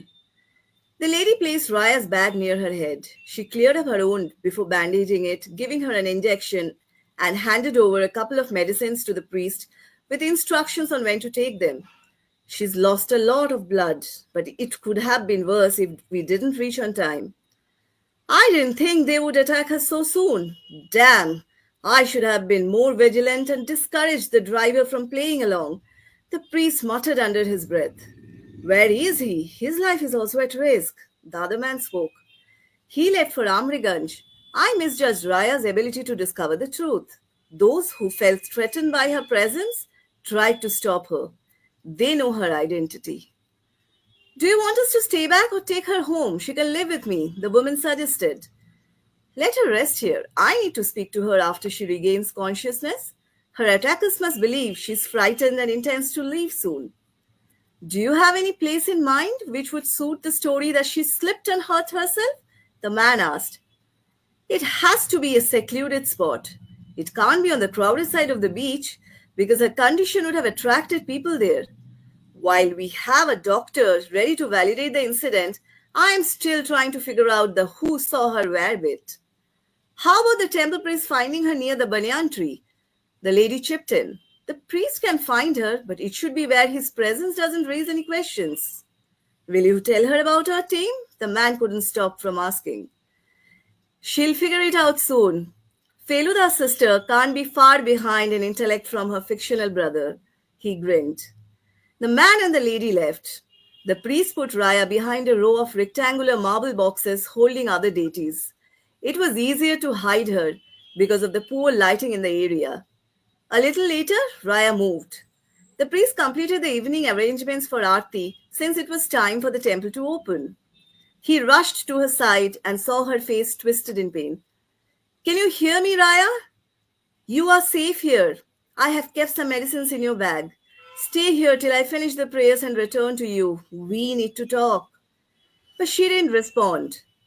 The priest opened the doors to see a couple of devotees waiting outside. Soon a few more followed and the numbers grew. He cursed in silence. On a day when he wanted to have the least number of visitors, a crowd had already gathered inside. By the time he finished attending to the requests from the visitors, an hour had passed. He walked towards Raya, but his jaw dropped when he saw the vacant space. Raya was missing. An uneasiness ran through his mind, making him restless. He wondered if visiting Bari was an option. But his query could land them in big trouble if she hadn't returned. After locking the temple doors, he turned around to see Rudra waiting. Ma sends her regards. Thank you for helping one of our guests in her moment of crisis. Can you visit Bari for a few minutes? His tone was unusually polite. The priest nodded. They walked in silence. Inside the homestay, Raya had become quite the celebrity. The priest saw her resting on an easy chair and Mansi fussed over her with hot soup and breadsticks. Some guests hovered around the place. Kiritida, thank you for coming. If it wasn't for you, I don't know what would have happened to this girl. Forget Bari getting a terrible reputation. I would have lived in guilt for not taking adequate care of our guest. Manasi sniffed, and a couple of tears spilled down her cheeks. Raya wasn't sure if Manasi was genuinely affected or trying to garner sympathy for herself. Who thinks of climbing gates of abandoned houses to click exotic snaps for writing articles? I shudder to think what would have happened if Kiritida hadn't found you. Manasi continued. The priest raised his eyebrows. He wanted Raya to keep a low profile until she was fit enough to begin her work again. But Raya made it amply clear that she wasn't going to be defeated. Raya flashed a smile at the priest and walked towards him unsteadily. She whispered, Do you read detective stories? There's a detective called Pradosh Chandra Mittar, Aka Feluda, created by the maestro Satyajit Ray. In most Feluda stories, when the antagonist or his gang attacks him, the detective says that his brain functions better after the incident. I just had a similar deja vu moment in the temple. Kiriti Dada. The priest kept a straight face. He knew she had possibly inched far closer to his identity than he expected. We shall soon meet again. Raya spoke before the priest turned towards the gate. Oof. So, I've read this, Sonia, but just hearing it from you right now, it was so engaging and enthralling and intriguing, almost as if, I was reliving that again. So, thank you so much for that brilliant excerpt reading, which even the audience has enjoyed. And now, before you announce the awards, we'll do a very quick rapid fire of 5 questions with you. I'll put you on the spot, so you have to answer in like 10 seconds. Okay. Oh, okay. Now I'm scared.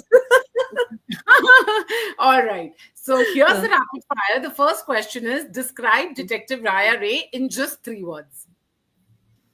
Confident, bold, courageous. I would rather use courageous. Confident, courageous, and chill. I think I have something for the alliteration. So I was about to say that you like me. Even I yeah, like that. DDD, CCC, that kind of thing. Raya Ray, even that. Raya Ray is highly inspired by Satyajit Ray. It's more like a tribute to the man himself because I'm highly influenced by his writing. So it's more like a tribute to him. So Raya Ray, the alliteration again works here. Yes, absolutely. I think, and those were like, I feel apt, choices of words. All right. Now, what's the, okay, yeah. So sorry, if you could swap lives with one fictional detective for a day, who would it be and why? I think Miss Marple, because I am a sucker for detective stories. So I would love to see what she, everything that we've read, we've grown up reading about Agatha Christie. So I would want to see how, what she actually did. Is it how she, whatever is written, is it how she actually lived?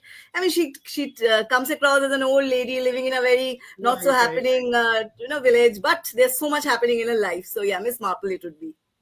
Fantastic. All right. And yes, now as someone with, postgraduate degrees in banking and, now you're also writing thrillers. So, like, what's been the most thrilling twist in your own life story? The fact that I decided to quit at the age of 37 and chose a career which I actually, doesn't give too much of financial returns initially, at Right. least. And that I went ahead and did the third master's without bothering where it, if it is Yes, going I know. to really lead Yeah. to what I am doing now. So I'm really glad I took the decisions. Probably at later stage of life, but I think every year that I have spent working or doing another masters, I think all those experiences are coming now in the form of stories, in the form of my books. So yeah, education is never wasted, experience of working is never wasted. It comes, we connect the dots at some point. So yeah, if that's the thrilling part of Most my thrilling journey, I twist. would say. Yeah. Yes, every profession has been sort of very different from what I have done next. So, be it almost a scientist to a banker to a writer. So, I don't think there was any connect. So, somehow I am the only connecting point is me. So, I guess that's the most thrilling part. Absolutely. And very inspiring indeed. All right. This is an easy one. Coffee or chai, your fuel for writing those thrilling plots. It's chai now. It used to be coffee before. Now, I guess I think you've now we're turned to growing old. It's chai now, hands down. Acha, all right, okay. And finally, if Detective Raya Ray would interview you, what do you think is the first question she would ask you? Why did you make me start my journey from mid 30s instead of early Good one. 20s? I could have been a detective much before. I think that's a really good one. I really can so imagine her asking that with that, that sass and sort of that Yeah, then do chill you, do tone. you want me to stretch till 60 and then only be famous? Or how is it? Right, absolutely. So that was wonderful, Sonia. It was absolutely, so, it just, I would say, kind of like heartwarming, to have you here with us today. And now Sonia is going to announce two really, coveted awards for the evening in the category of best, blogs of the year. And, I feel it just makes so much sense that she announces this because she started her journey, as a blogger. She's been a prolific blogger. So yes, Prisha, can we take this forward? Thank you, ma'am, for that fun and interesting segment. We now request you to announce the winners of the Best Blog of the Year in the Kids and Adult categories. The Best Blog of the Year, Kids, Paulami Babre, Shrikar Chitta, Ethan Gonzalez, Amira Varugis, and Advay. Yeah. So Okay, congratulations to all the top five finalists. And Sonia, can we have the names of the runner-up and the sure. winner in this category? Okay, so for the kids category, the runner-up is Ethan Gonzalez, and the winner is Palumi Babre. Congratulations to both Ah, of you. And I think ah. congratulations, like Anupama said, to all the five finalists. I think it's a big deal to make it to the top five. It is, and you must see the blog, Sonia, of these kids. It's just you'll be mind blown, with the way they are maintaining it. The not just the content, but the aesthetics. They are doing it so, at that pro level. So very well deserved. Congratulations, Ethan and Paulimi. In fact, I remember the comments of the jury, in the scores that their blogs are like just so professionally done. So great job.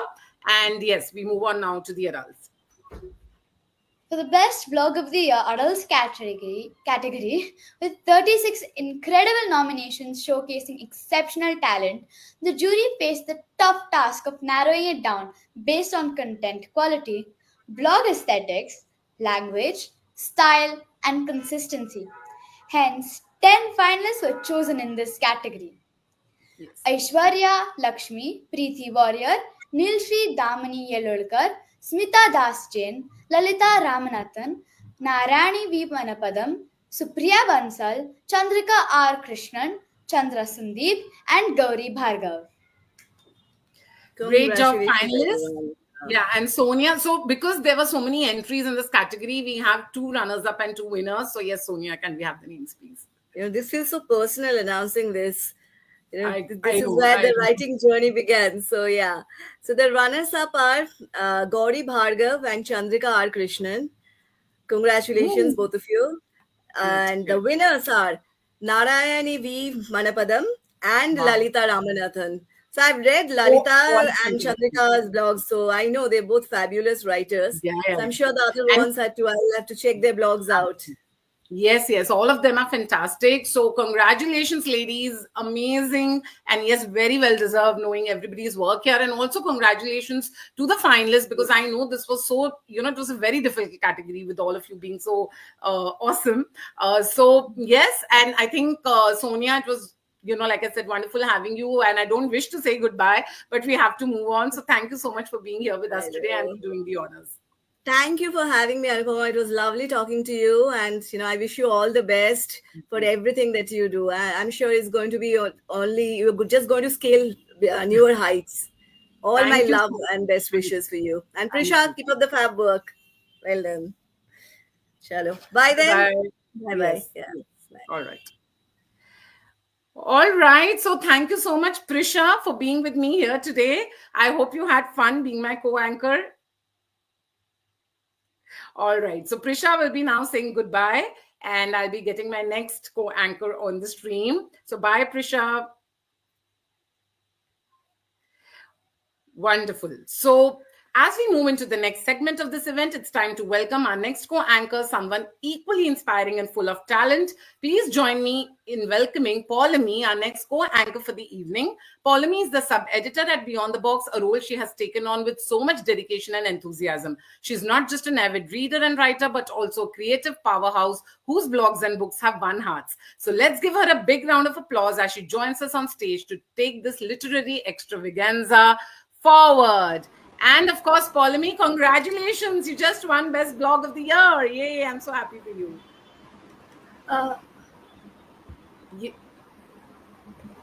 Paulamy, are you here? Yes, I'm sorry, my screen got hung. I'm so happy to hear the news right before my segment started. It's a great way to start. Absolutely. So, It has been a fantastic and enriching journey with BTB, and I'm delighted and honored to anchor this prestigious and one-of-a-kind event for the second time. Taking this fantastic event ahead, let's amp up the energy with a rhythm-filled performance that's sure to get everyone grooving. We are thrilled to welcome Shrikant from our community partner Marham, who will be showcasing his incredible drumming skills.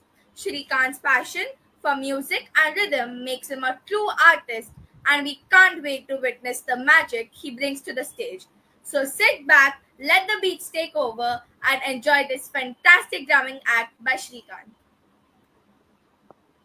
Oh my God. Good evening, everyone. Good evening, everyone. Hello, can you hear me? Yes, very much. You're audible. So, Thanks. First of all, thanks to Anupama madam and Dr. Nabat madam, who has given us an opportunity. Let me introduce my son, M. Srikant, who is an artistic child. So he is going to play drumming for you. Hope you all will enjoy. Over to you. Hi. Come, start. Good.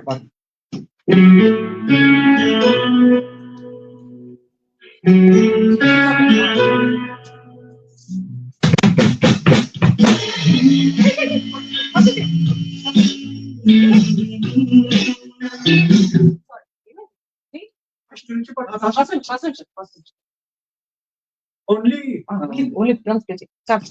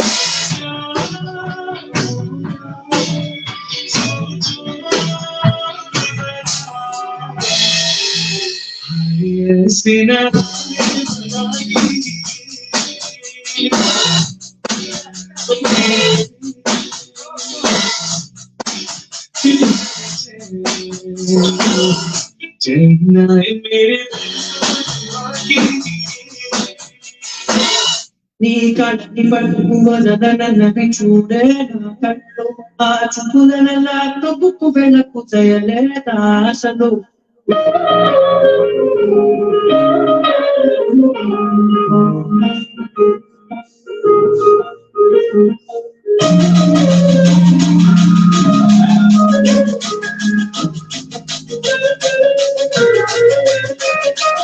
కంటి పట్టుకువదనవి చూడే నా కళ్ళు ఆ చూపులనలా తొక్కుకు వెళ్ళకు చేయలేదా అసలు నీ కంటి కావలిగా కాయే కంకర నాగలు నువ్వుంటే ఎనగండి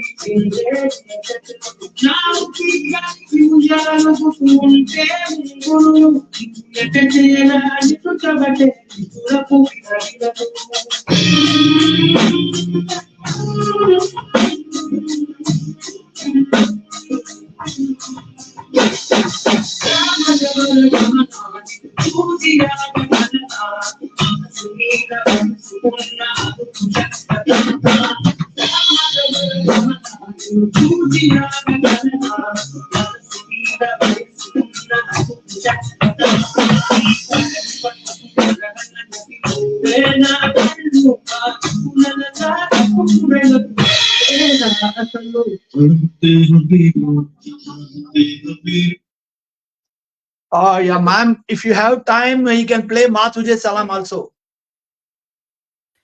Yes, if he Hello? wants to, he can. Yeah, let him do it. Yeah, okay, thanks. Ma Tujhe Salam. Ma Tujhe Salam. YouTube. Wait. Sit down. Wait. Oh. Yeah.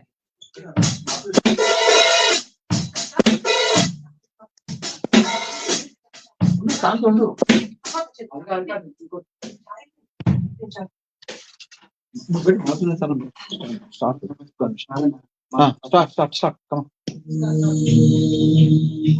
Chika.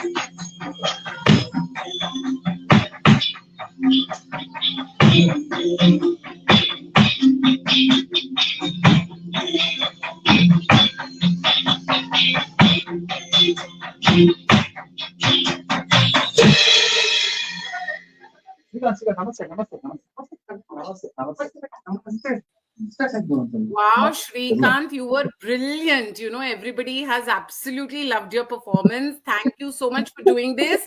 And thank you to the parents, for encouraging him.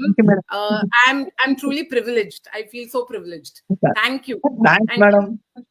Thank you very much. Once again, thanks to Anupama madam and Dr. Nabat madam who has given us the opportunity for this.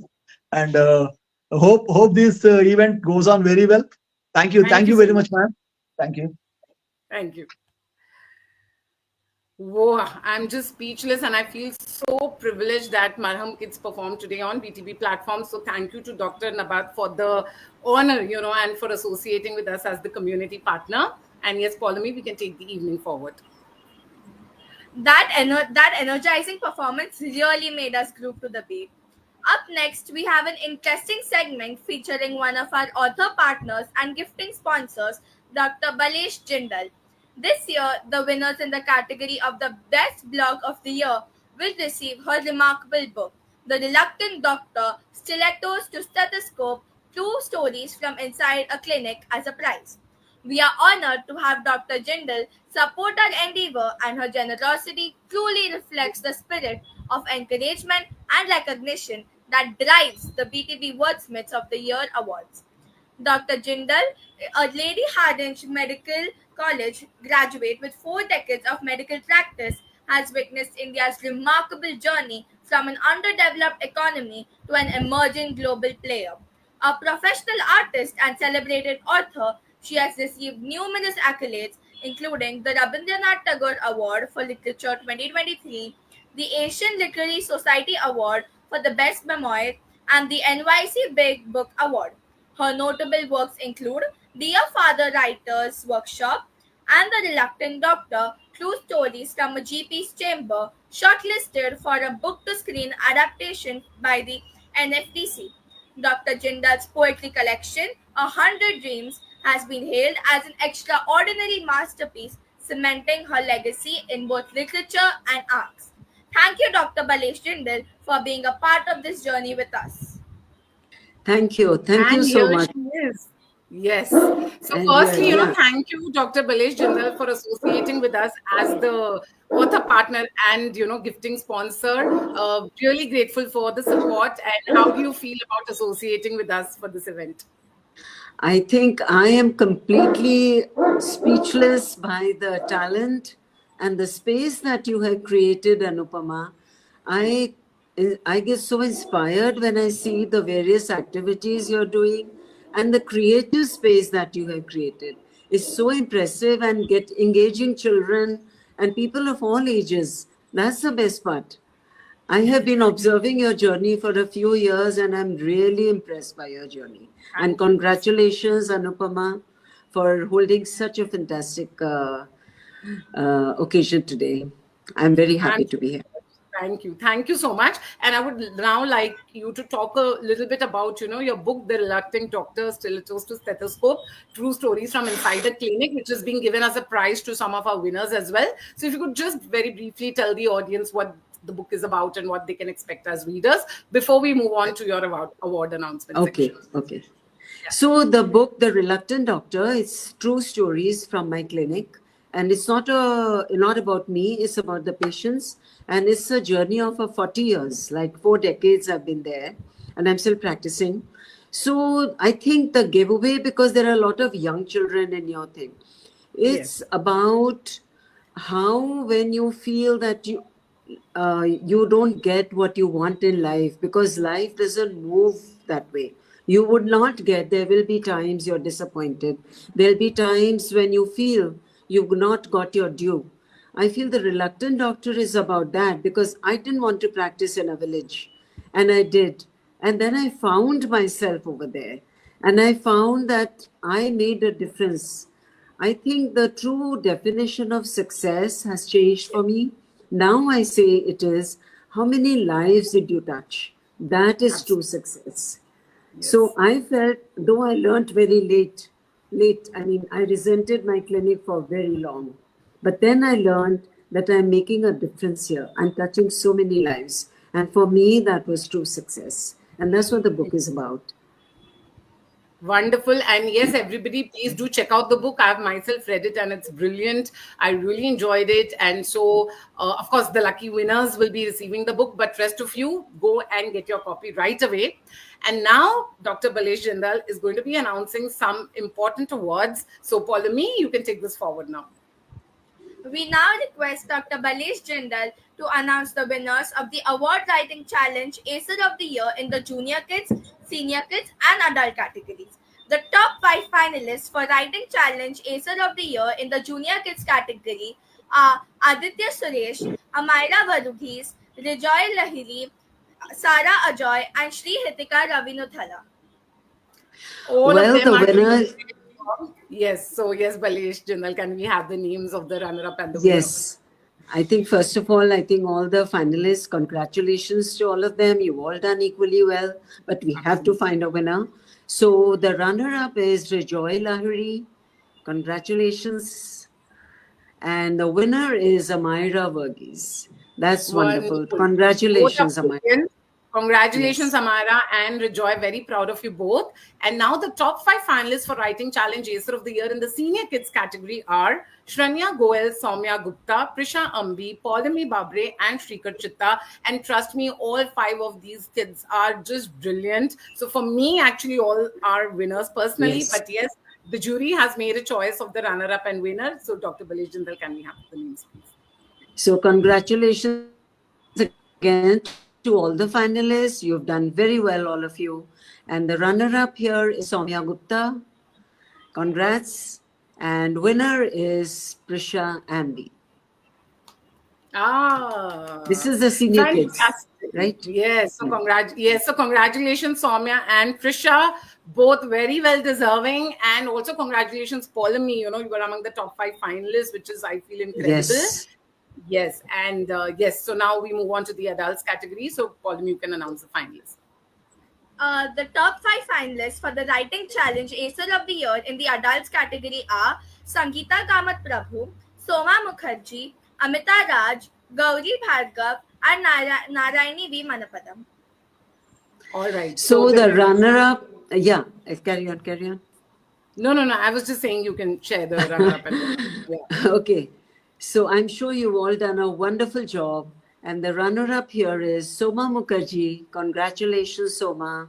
And winner is Sangeeta Kamath Prabhu. That's wonderful. Really wonderful. Fantastic. Congratulations. Both are brilliant writers. And I must say, this is always a very competitive category because we have 80 to 100 people participating in these writing challenges every month and to really make it here. So congratulations, Soma and Sangeeta, on your well-deserved wins. And thank you so much, Dr. Balesh Jindal, for joining us today, for being our author partner and gifting sponsor, and also for doing the honors. Thank you so much. Thank you for having me. I am very happy to be here. Thank you. Bye-bye. Yes. Goodbye. Bye. All right. So I know everybody is waiting for our guest of honor. She's right here, Meghna Pant. But just before, I think we should slightly make you all more excited. So we have a very little musical performance and then we go to our finale. So Paulami, yes, can you take this forward now? First of all, a hearty congratulations to all the winners who have written mind-blowing pieces with passion. Now, let's get ready for a mesmerizing Mridangam performance by Shriyansh T. Known for his passion and dedication to this classical percussion instrument, Shriyansh brings rhythm and tradition to life through his soulful beats. Prepare to be captivated as he showcases the beauty of this timeless art form, adding a touch of cultural elegance to our event. Let's welcome Shriyansh with a big round of applause. And here is Shriyansh, who's going to entertain us now. Welcome, Shriyansh, and over to you. Good evening, everybody. I'm Shriyansh, and I've been learning the Mridangam for 2.5 years under Guru Sri Arangi Srinivasa Rao Garu. Thank you for providing this opportunity to me. I'm now going to be playing the Aditalam.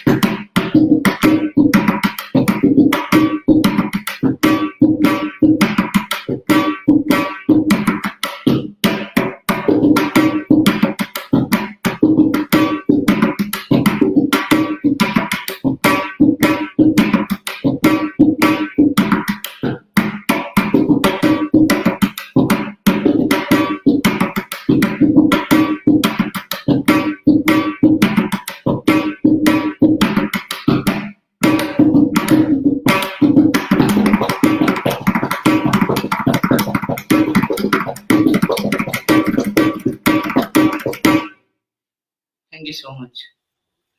Oh my God, you are brilliant, Shriyansh. And I know you've been on the platform before, and I must say you're just growing, in your craft. And you are blessed, you really, I mean, there's just amazing talent. And I love the way you respect your art form. So thank you so much for entertaining us today. We all have thoroughly enjoyed. There are a lot of comments in appreciation, for you in the chat box, which you can check later. So thank you once again. Thank you. All right. So that was Shriyansh. And now we reached the finale of an evening which has been memorable in more ways than one. Right, Paulamy? Definitely. It is after that absolutely soul-stirring performance, it is now time for the segment that we all have been eagerly waiting for. We are honored and excited to welcome prolific and award-winning author Meghna Pant as our guest of honor for the evening. Meghna Pant is a multiple award-winning and best-selling author, screenwriter, journalist, and speaker. Recognized as India's one of India's best writers by multiple national and international publications, Meghna Pant has published 8 books to critical and commercial acclaim. These include The Man Who Lost India, Boys Don't Cry, The Terrible, Horrible, Very Bad Good News, How to Get Published in India, Feminist Rani, The Trouble with Women, Happy Birthday, and One and a Half Wife. Several of her other works are under screen adaptation, including Boys Don't Cry and The Terrible, Horrible, Very Bad Good News, as well as a few other screenplays that she has written. She has been felicitated with various honors and shortlisted for distinguished contribution to literature, gender issues, and journalism, including the Bharat Nirman Award, Franco Connor International Award, Commonwealth Short Story Prize, Lardley Media Award, FICCI Young Achievers Award, the Lifestyle Journalist Women's Award, FON South Asia Short Story Award, Muse India Young Writer Award, and Amazon Breakthrough Novel Award. She lives in Mumbai with her husband and daughters. Audience, please give a huge round of applause for our guest of honor. Woohoo! So Meghna is right here on the stream. Looking lovely with that really warm smile as always. Thank you so much, Meghna, for joining us today at the BTB Wordsmiths of the Year Awards 2024. And thank you so much for waiting with so much patience. I know we are running a little late, but it's great to have you here. Thanks for having me. It's such a pleasure. Really big honor to be here and join you all tonight.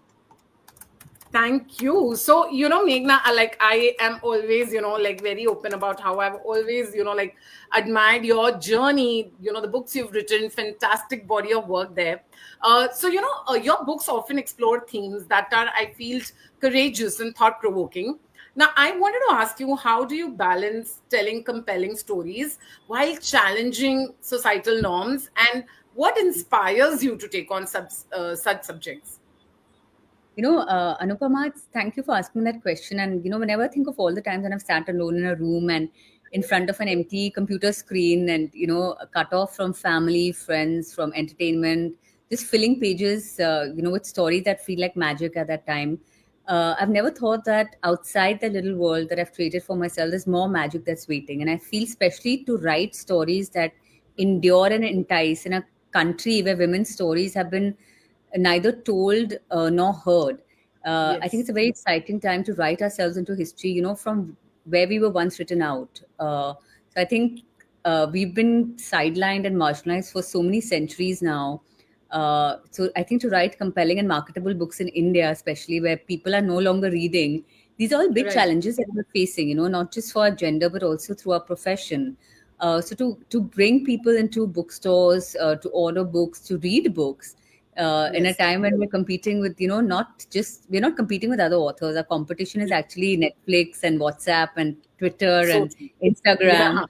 I think to have stories that endure all of that and are still read and appreciated is, I think, a momentous task for anybody who's an author. I have huge, mad respect, a lot of admiration. You're doing a wonderful job. So, just finish writing that story, finish writing that book, and trust me, you're just, don't quit 5 minutes before the miracle. And I keep telling myself it's a very lonely, isolating job.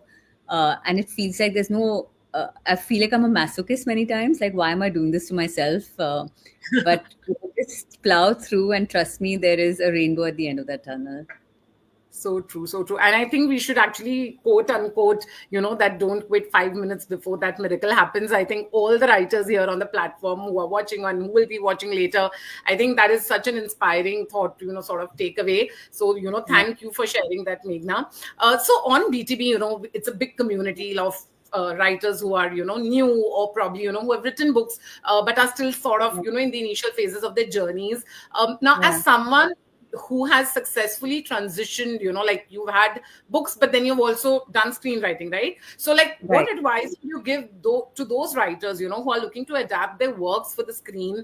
What Yeah. nuances do you think, they should keep in mind in such cases? First of all, I always tell people that no matter where you're from, no matter how irrelevant you think your story is to tell, just remember that your dreams are valid. So have that confidence in you to tell your stories, because the fact is they do matter. We may undermine our own lives or our own voices, but the rest of the world might be aching to hear them. So always reach beyond what you think you can get. So you know that how far you can actually go. So push yourself. And for screenwriting, it's a completely different type of writing experience. It's a completely new medium of a style of writing. So, ever since I've been writing, because I didn't start out being a writer, I started out as a banker and then moved to business journalism and then became a fiction writer. So everything has been self-taught. So because of that, the upside is that I've always broken through this codification that a lot of other authors have who've gone to literature school and have sort of done a master's in literature and all of that. Because as an artist, I think you have to break out of the box, because if you're pandering to stereotypes, then why are you calling yourself an artist? The entire point of being an artist is to break through the clutter. So whatever medium you want to tell your story in, whether it's short stories, whether it's a novel, whether it's non-fiction, whether it's films, whether it's web series, first of all, don't be afraid. Find the courage in you to tell your story, to be confident, even a little arrogant about it if you need that, and then finish telling that story. I think a lot of people get intimidated by writer's block, which is nothing more than a lack of confidence. So always remember, you need to be able to trust your voice no matter what you're writing. So I'll tell you also, like I've written short stories and flash fiction and novels and non-fiction. I've cut across mediums, but now I'm exploring film writing and web series writing. And I don't know if I'll succeed, but I'm giving it a shot because I'm not afraid of failure, and I never will be, because you've got nothing to lose. The fact that you have the ability to tell a story, no matter where it eventually ends up being told, or no matter who ends up reading it, that's not your end goal. So always remember the Gita, that focus on your actions and not the consequences of those actions. So as a writer, that's one philosophy I live by. I focus on my writing. I don't worry about the consequences of the writing, कि मुझे award मिलेगा इस कहानी लिखने के लिए, कि मुझे मेरी film बन जाएगी कि नहीं. I don't worry about all that. I write the story to the best of my ability because I believe I'm the best person to write that story, and I leave it at that. So whatever happens out of that story that you've written, finish writing the story, no matter how small or big it is. Completely. I think I agree with that. And I'm sure, this inspires not just the adult writers who are new, but we have so many kids, right? And Paulomi, for example, is also a teenager who's a passionate storyteller. So I think this is, again, a great message to remember that.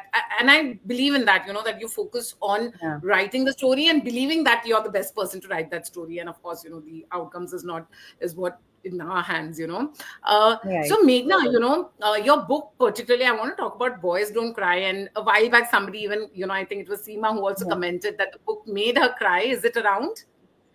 It's here, right at my bookshelf. Wow. Nice. So this book addresses, complex gender dynamics. And so I want you to share two things with respect to this book. One is that writing a book like this, was it a very, did it also change you in a certain way? And secondly, do you feel that storytelling is hence, a catalyst for bringing about actual change in perceptions? Like, did you experience that with this book, that there were dialogues, being initiated, or there was a certain kind of, impact it had at the ground level?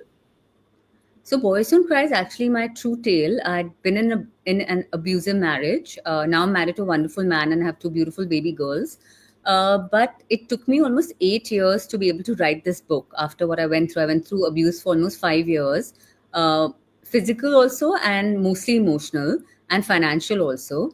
And the first time I wrote an article, Anupama, about it was in 2015, and my divorce had come through in 2013.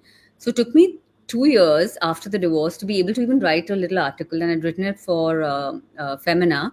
And it was like the floodgates of hell opened up because at that time in 2015, this is 9 years ago, domestic violence was considered a private issue. It was considered a taboo to speak about it in public, and nobody spoke about it, women or men. And men are also victims of abuse in many ways.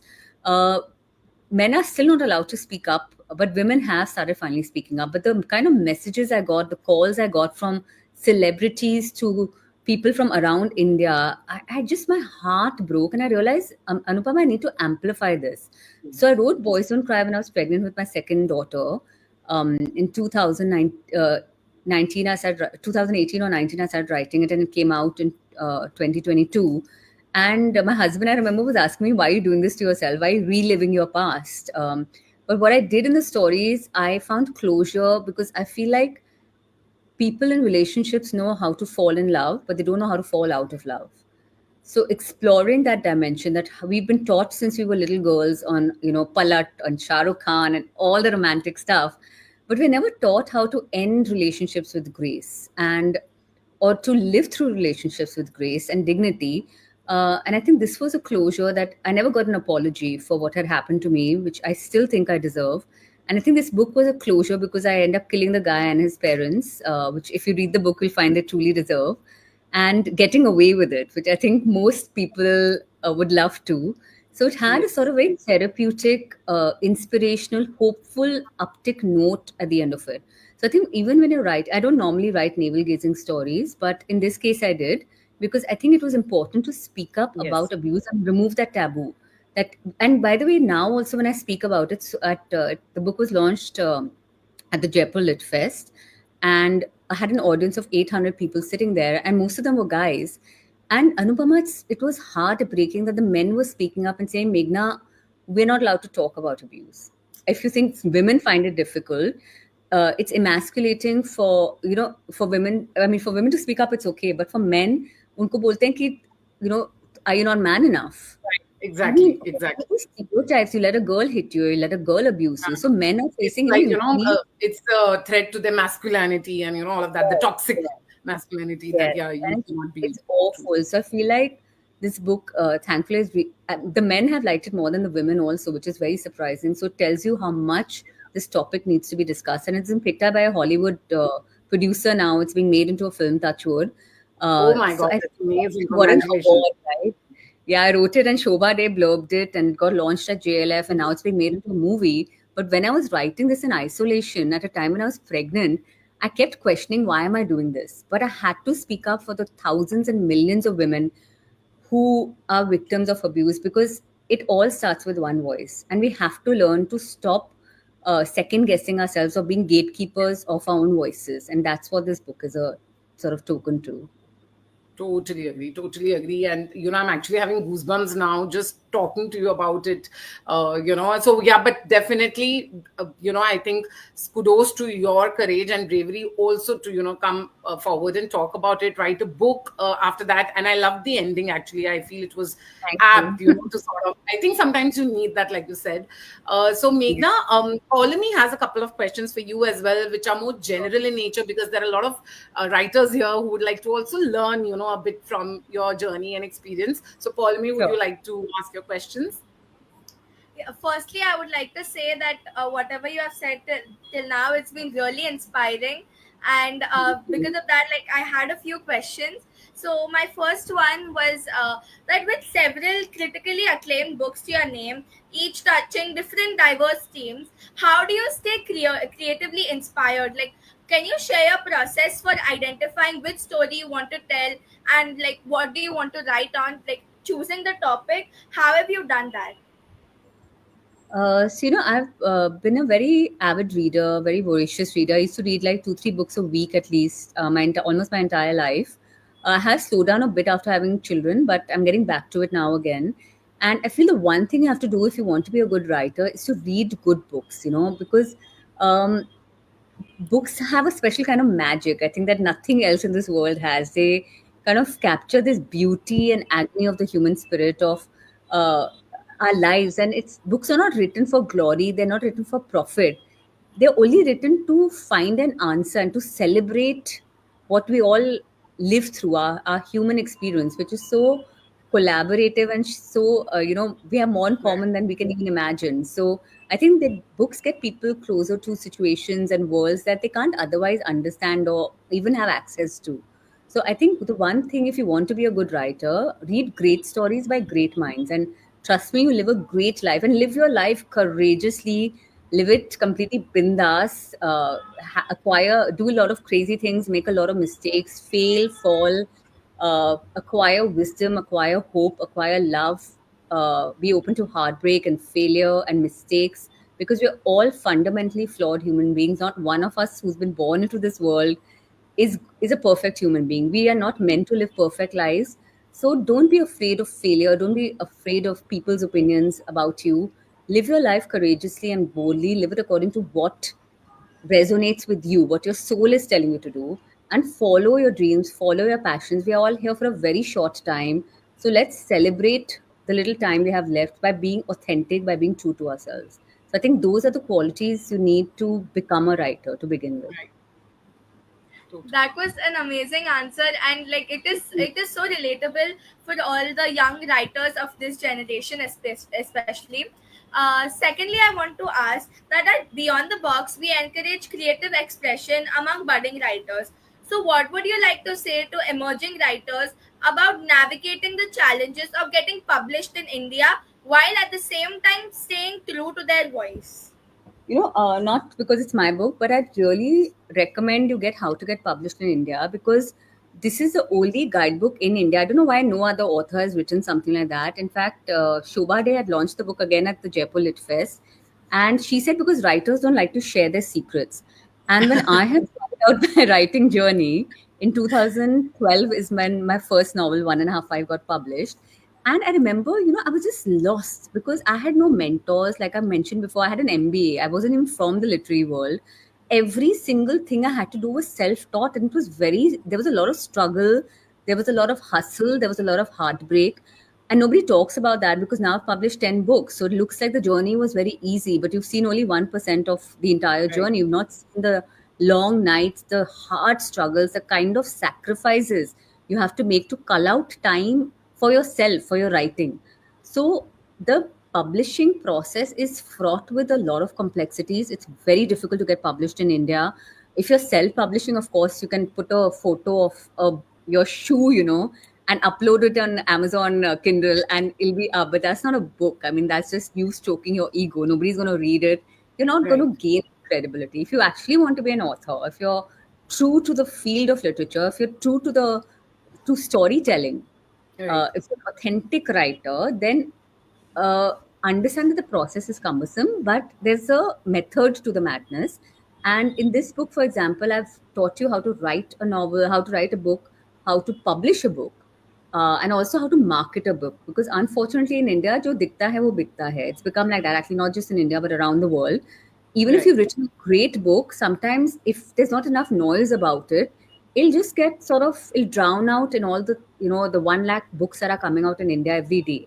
So you also unfortunately have to learn to market yourself. And I know authors hate it because we are by nature introverts. We want to be left alone to our writing. Trust me, so do I. But the problem is if you don't, learn how to sell your book, the publishers will not pick up your next book. So there has to be a certain number of copies you have to sell. So be very pragmatic. Once you finish writing the book, become a business person. So remove that artist in you and start thinking of numbers, start thinking of sales figures and all of that. So this book, How to Get Published in India, is the only one that's out there that I have heard of in India. I wrote it because I don't want other people to go through the struggles that I went through. And it's been again blurbed by Amish Tripathi because it's also got essays by Jeffrey Archer, Twinkle Khanna, Ashwin Sanghi, the top authors, the top editors, like from Penguin, self-publishers, even distributors, even ghostwriters. So it's a wonderful book because it's got everything you need. You won't have to literally, you will not have to look beyond this book. So pick it up Fantastic. for humanity. It's like 200-300 bucks. Just order on Amazon. Your life will be much easier. You can write to a lot of people have written to me, even actors and all, saying thank you for writing this book. We got published because of this book. So Wonderful. invest 200-300 bucks, whatever it costs now on Amazon, and just pick it up. You save yourself years and years of struggle, trust me, and keep at it. Understand, be very professional when you're approaching publishers, and do your research before approaching anybody because you have that the rejection rates are 95%. You have a very, very small window, tiny, minuscule window in which your work can get noticed. So, if you want to self-publish, of course, that's also an option. But I would say aim for the traditional publishers because they'll give you a much larger canvas to work with. I think this, this is one book I guess everyone here should actually buy. Like you said, it'll just make life easier. And thank you Yeah. for writing it, Meghna, because, like you mentioned it, I know it was like funny also, but then I think it's true that not everybody shares things, so openly. They So don't. I think it's wonderful Yeah. the way you're helping the community. So folks, you've seen the book, and like Meghna said, Amazon also keeps coming up with such wonderful offers. So I'm sure it'll not cost much. Let's all get it today and go back and thank Meghna then, for writing it. All right. It was such a fabulous conversation with you, Meghna. Thank you so much, Thank you. for being here. And of course, now Meghna is here for something very important as well. She's going to be announcing the biggies, the key awards for the evening before we wrap up the event. So yes, I would request Pauline to take that forward. Thank you, ma'am, for your excellent insights and for inspiring all of us. We would now request you to announce our key awards for the evening. Most Impactful Contribution of the Year award for the adults has been one of the most competitive categories, with over 75 nominees considered across different initiatives. Our jury meticulously evaluated each submission, taking into account creativity, style, language, uniqueness, reader engagement, and the overall impact. The top 5 finalists are Priya Nayak Gole, Narayani D. Manapadam, and Sangeeta Kramat Prabhu as a team, Mithila Peshwe, Nilshri Damani Yelulkar, and Gulnar Rahim Khan. So all of them, they had wonderful contributions in different initiatives of Beyond the Box. And firstly, I just want to congratulate everyone for, the brilliant work that you've been doing. And yes, the name of the runner-up and the winner is with Meghna. So would you like to announce the names, Meghna? Sure, sure. So very happy to announce that the winner of this is Priya Nayak Gole for Story Bites She's Season here, 1. right? Yeah. Congratulations, Priya. And the runner-up is Gulnar Rahim Khan for A Rhythmic Affair Season 4. Fantastic. So congratulations, Priya and Gulnar, and I see you're around. So yeah, you could share your thoughts in the comments, but really, I still get goosebumps when I remember Priya's performance from Story Bites. It was a fabulous narration of a brilliant story she wrote. And similarly, Gulnar ma'am wrote a brilliant poetry for Rhythmic Affair, which really enthralled everybody. So very well-deserved wins. And now we move on to the categories of most eloquent writer of the year. So yes, Pauline. Our community is filled with incredibly talented and inspiring writers, and the jury had the challenging task of evaluating over 80 nominations for the coveted Most Eloquent Writer of the Year award in the Kids category. These are writers who possess an exceptional command of language, crafting beautifully articulate pieces with elegance and finesse, making every editor's job a joy. The top 5 finalists are Soumya Gupta, Sunandini Sen, Vian Baba, Arna Juneja, and Shubhang Chakraborty. So all the kids are brilliant. I've been reading their work for years, of course, being their mentor. And indeed, they're really eloquent. So Meghna, can we have the names of the winner and the runner-up in the kids category? Of course. Can I announce the runner-up this time first? Yes. Yes. Okay, so the runner-up is Vian Baba. Congratulations. And the winner is Shubhang Chakrabarti. So congratulations, Shubhang. So congratulations, Vian and Shubhang, both brilliant writers. And you must check out the work of these kids on the Beyond the Box website. They just blow away our minds with, the kind of command over the language they have at this, really young age. And now we move to the adults category. Now, the top 5 finalists for the most eloquent writer of the year in the adults category are Sangeeta Kamath Prabhu, Munira Dalal, Indrani Chatterjee, Debashri Basak, and Leela Satyan. Yes, again, really amazing and eloquent writers. So yes, Meghna, you can announce the winners. Congratulations, guys. The runner-up is Debashri Basak. So congratulations to you. And the winner is Munira Dalal. Very, very Wow. heartiest congratulations. I think I saw them around in the comments. So yes, Debashri and Munira, congratulations again. Really well-deserved wins for Debashri. So we all joke that she's a walking talking dictionary. Her knowledge of words and vocab, it's brilliant. And Munira ma'am, again, she's so when I read something she writes, it just feels like it's a river flowing. So congratulations everyone who has won the awards. And Meghna, it was again, a pleasure having you here. Thank you for taking out time and for doing the honors. Thank you so much for having me, and wish you all a wonderful evening. And thank you, Anupama. Thank you, Paulomi and BTB for platforming literature and books and storytelling. It's because of initiatives like this that we have created such a wonderful world of literature for the young and the old. So please keep at it. And if I'm sure if you were on stage right now, everybody would be applauding for you. So thank you so much for doing this. Thank you, and congrats to all the winners. Yes, take care. Thank you, ma'am. Thank you. Bye-bye. Bye. All right. So, I think it was a fabulous experience, I feel, for the entire community to have Meghna Pant here with us. And Paulomi, I'm sure, even you might have, found this very enriching, because I know you're also a passionate writer. Yeah. So, now we have 2 sets of awards remaining, and I chose to announce the winners for these 2, awards, because I felt that, the trailblazers of the community have made Beyond the Box a trailblazing company. Earlier this year, BTB was featured by a lot of media, business platforms as, a market disruptor and a company that has changed a lot of things in the literary as well as, in the education landscape, in that union basically. So in 2022 is when we had introduced the BTB Trailblazer of the Year category to honor writers who have truly shown across all our platforms initiatives. These individuals have made a significant impact with their talent, dedication, and active participation in every event, becoming an inspiration to us all.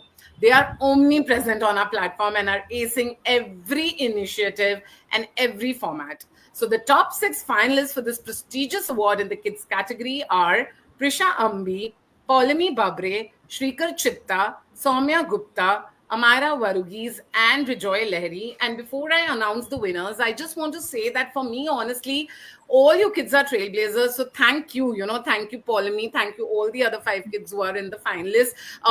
I know there's always, there's a winner and runner-up, but truly, as cliche as it may sound, I think it's you kids who have never, made me worry about promoting the platform. I always say that I've never really gone and done much of marketing, because it's my kids, who are the true marketeers, our true brand ambassadors. So yes, kids, great job, and thank you for everything you bring to BTB and to my life. So as you can see, I've gotten a little emotional, but then yes. So the runner-up in BTB Trailblazer of the Year category is Prisha Ambi, who really contributed a lot this year across initiatives. Congratulations, Prisha. And the winner in this category is Shrikar Chitta, I think another name synonymous with Beyond the Box.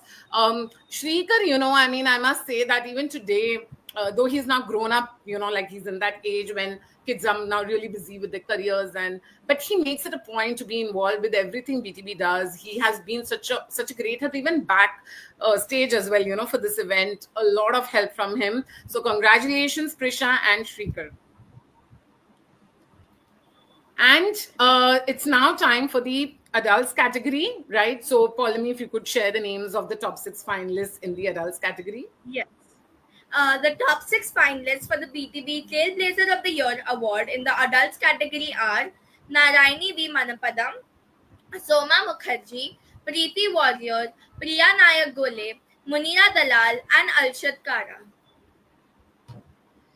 Great. So, again, all these writers, I feel they have just been, so amazing. I know all of them, they are so integrated with the community that they don't just come and contribute, but they become BTB. They respond to queries of people, they just go out and help people, tag everybody to be a part of our initiative. So, truly, you are trailblazers. And thank you for making BTB what it is. So it's now time to announce the names of the winners in this category based on the quality as well as the extent of participation across various initiatives in the past 1 year. So the runner-up in this category is none other than Preeti Warrior, who is, I think one of our oldest community members, a brilliant writer. Congratulations, Preeti, on this very well-deserved win.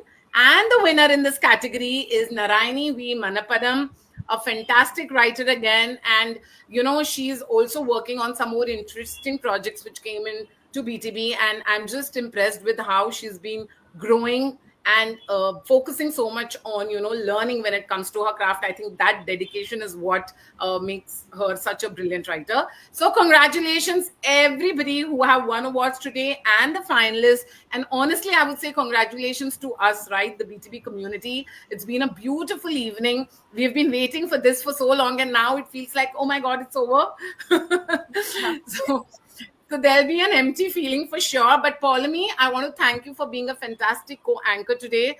You were amazing, and I think very soon I will not be even needed on the stream.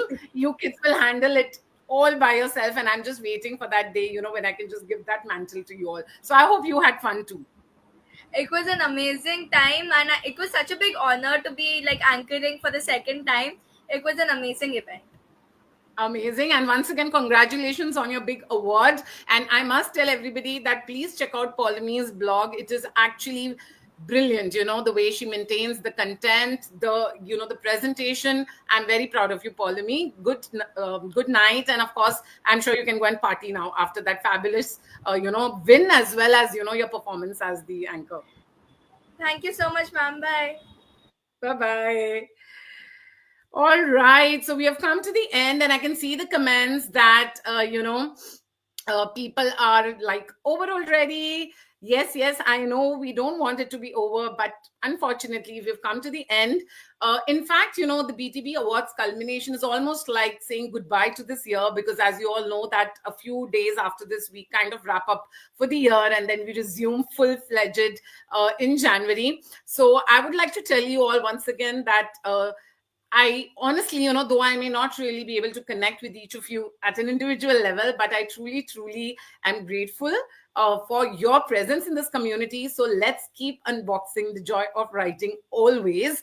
And very soon, we will also be sharing more about our partners and sponsors, even your prizes, the details of, that all that you'll be receiving, the coins as well, the BTB coins that you have earned through the year, your certificate, your trophies, everything we will be taking care of in the coming days. So just give us some time and wait with patience. You all have been a fabulous audience today. I'm told that there are too many comments. So I think we're going to have a tough time, as always, choosing, who is the most engaged audience member.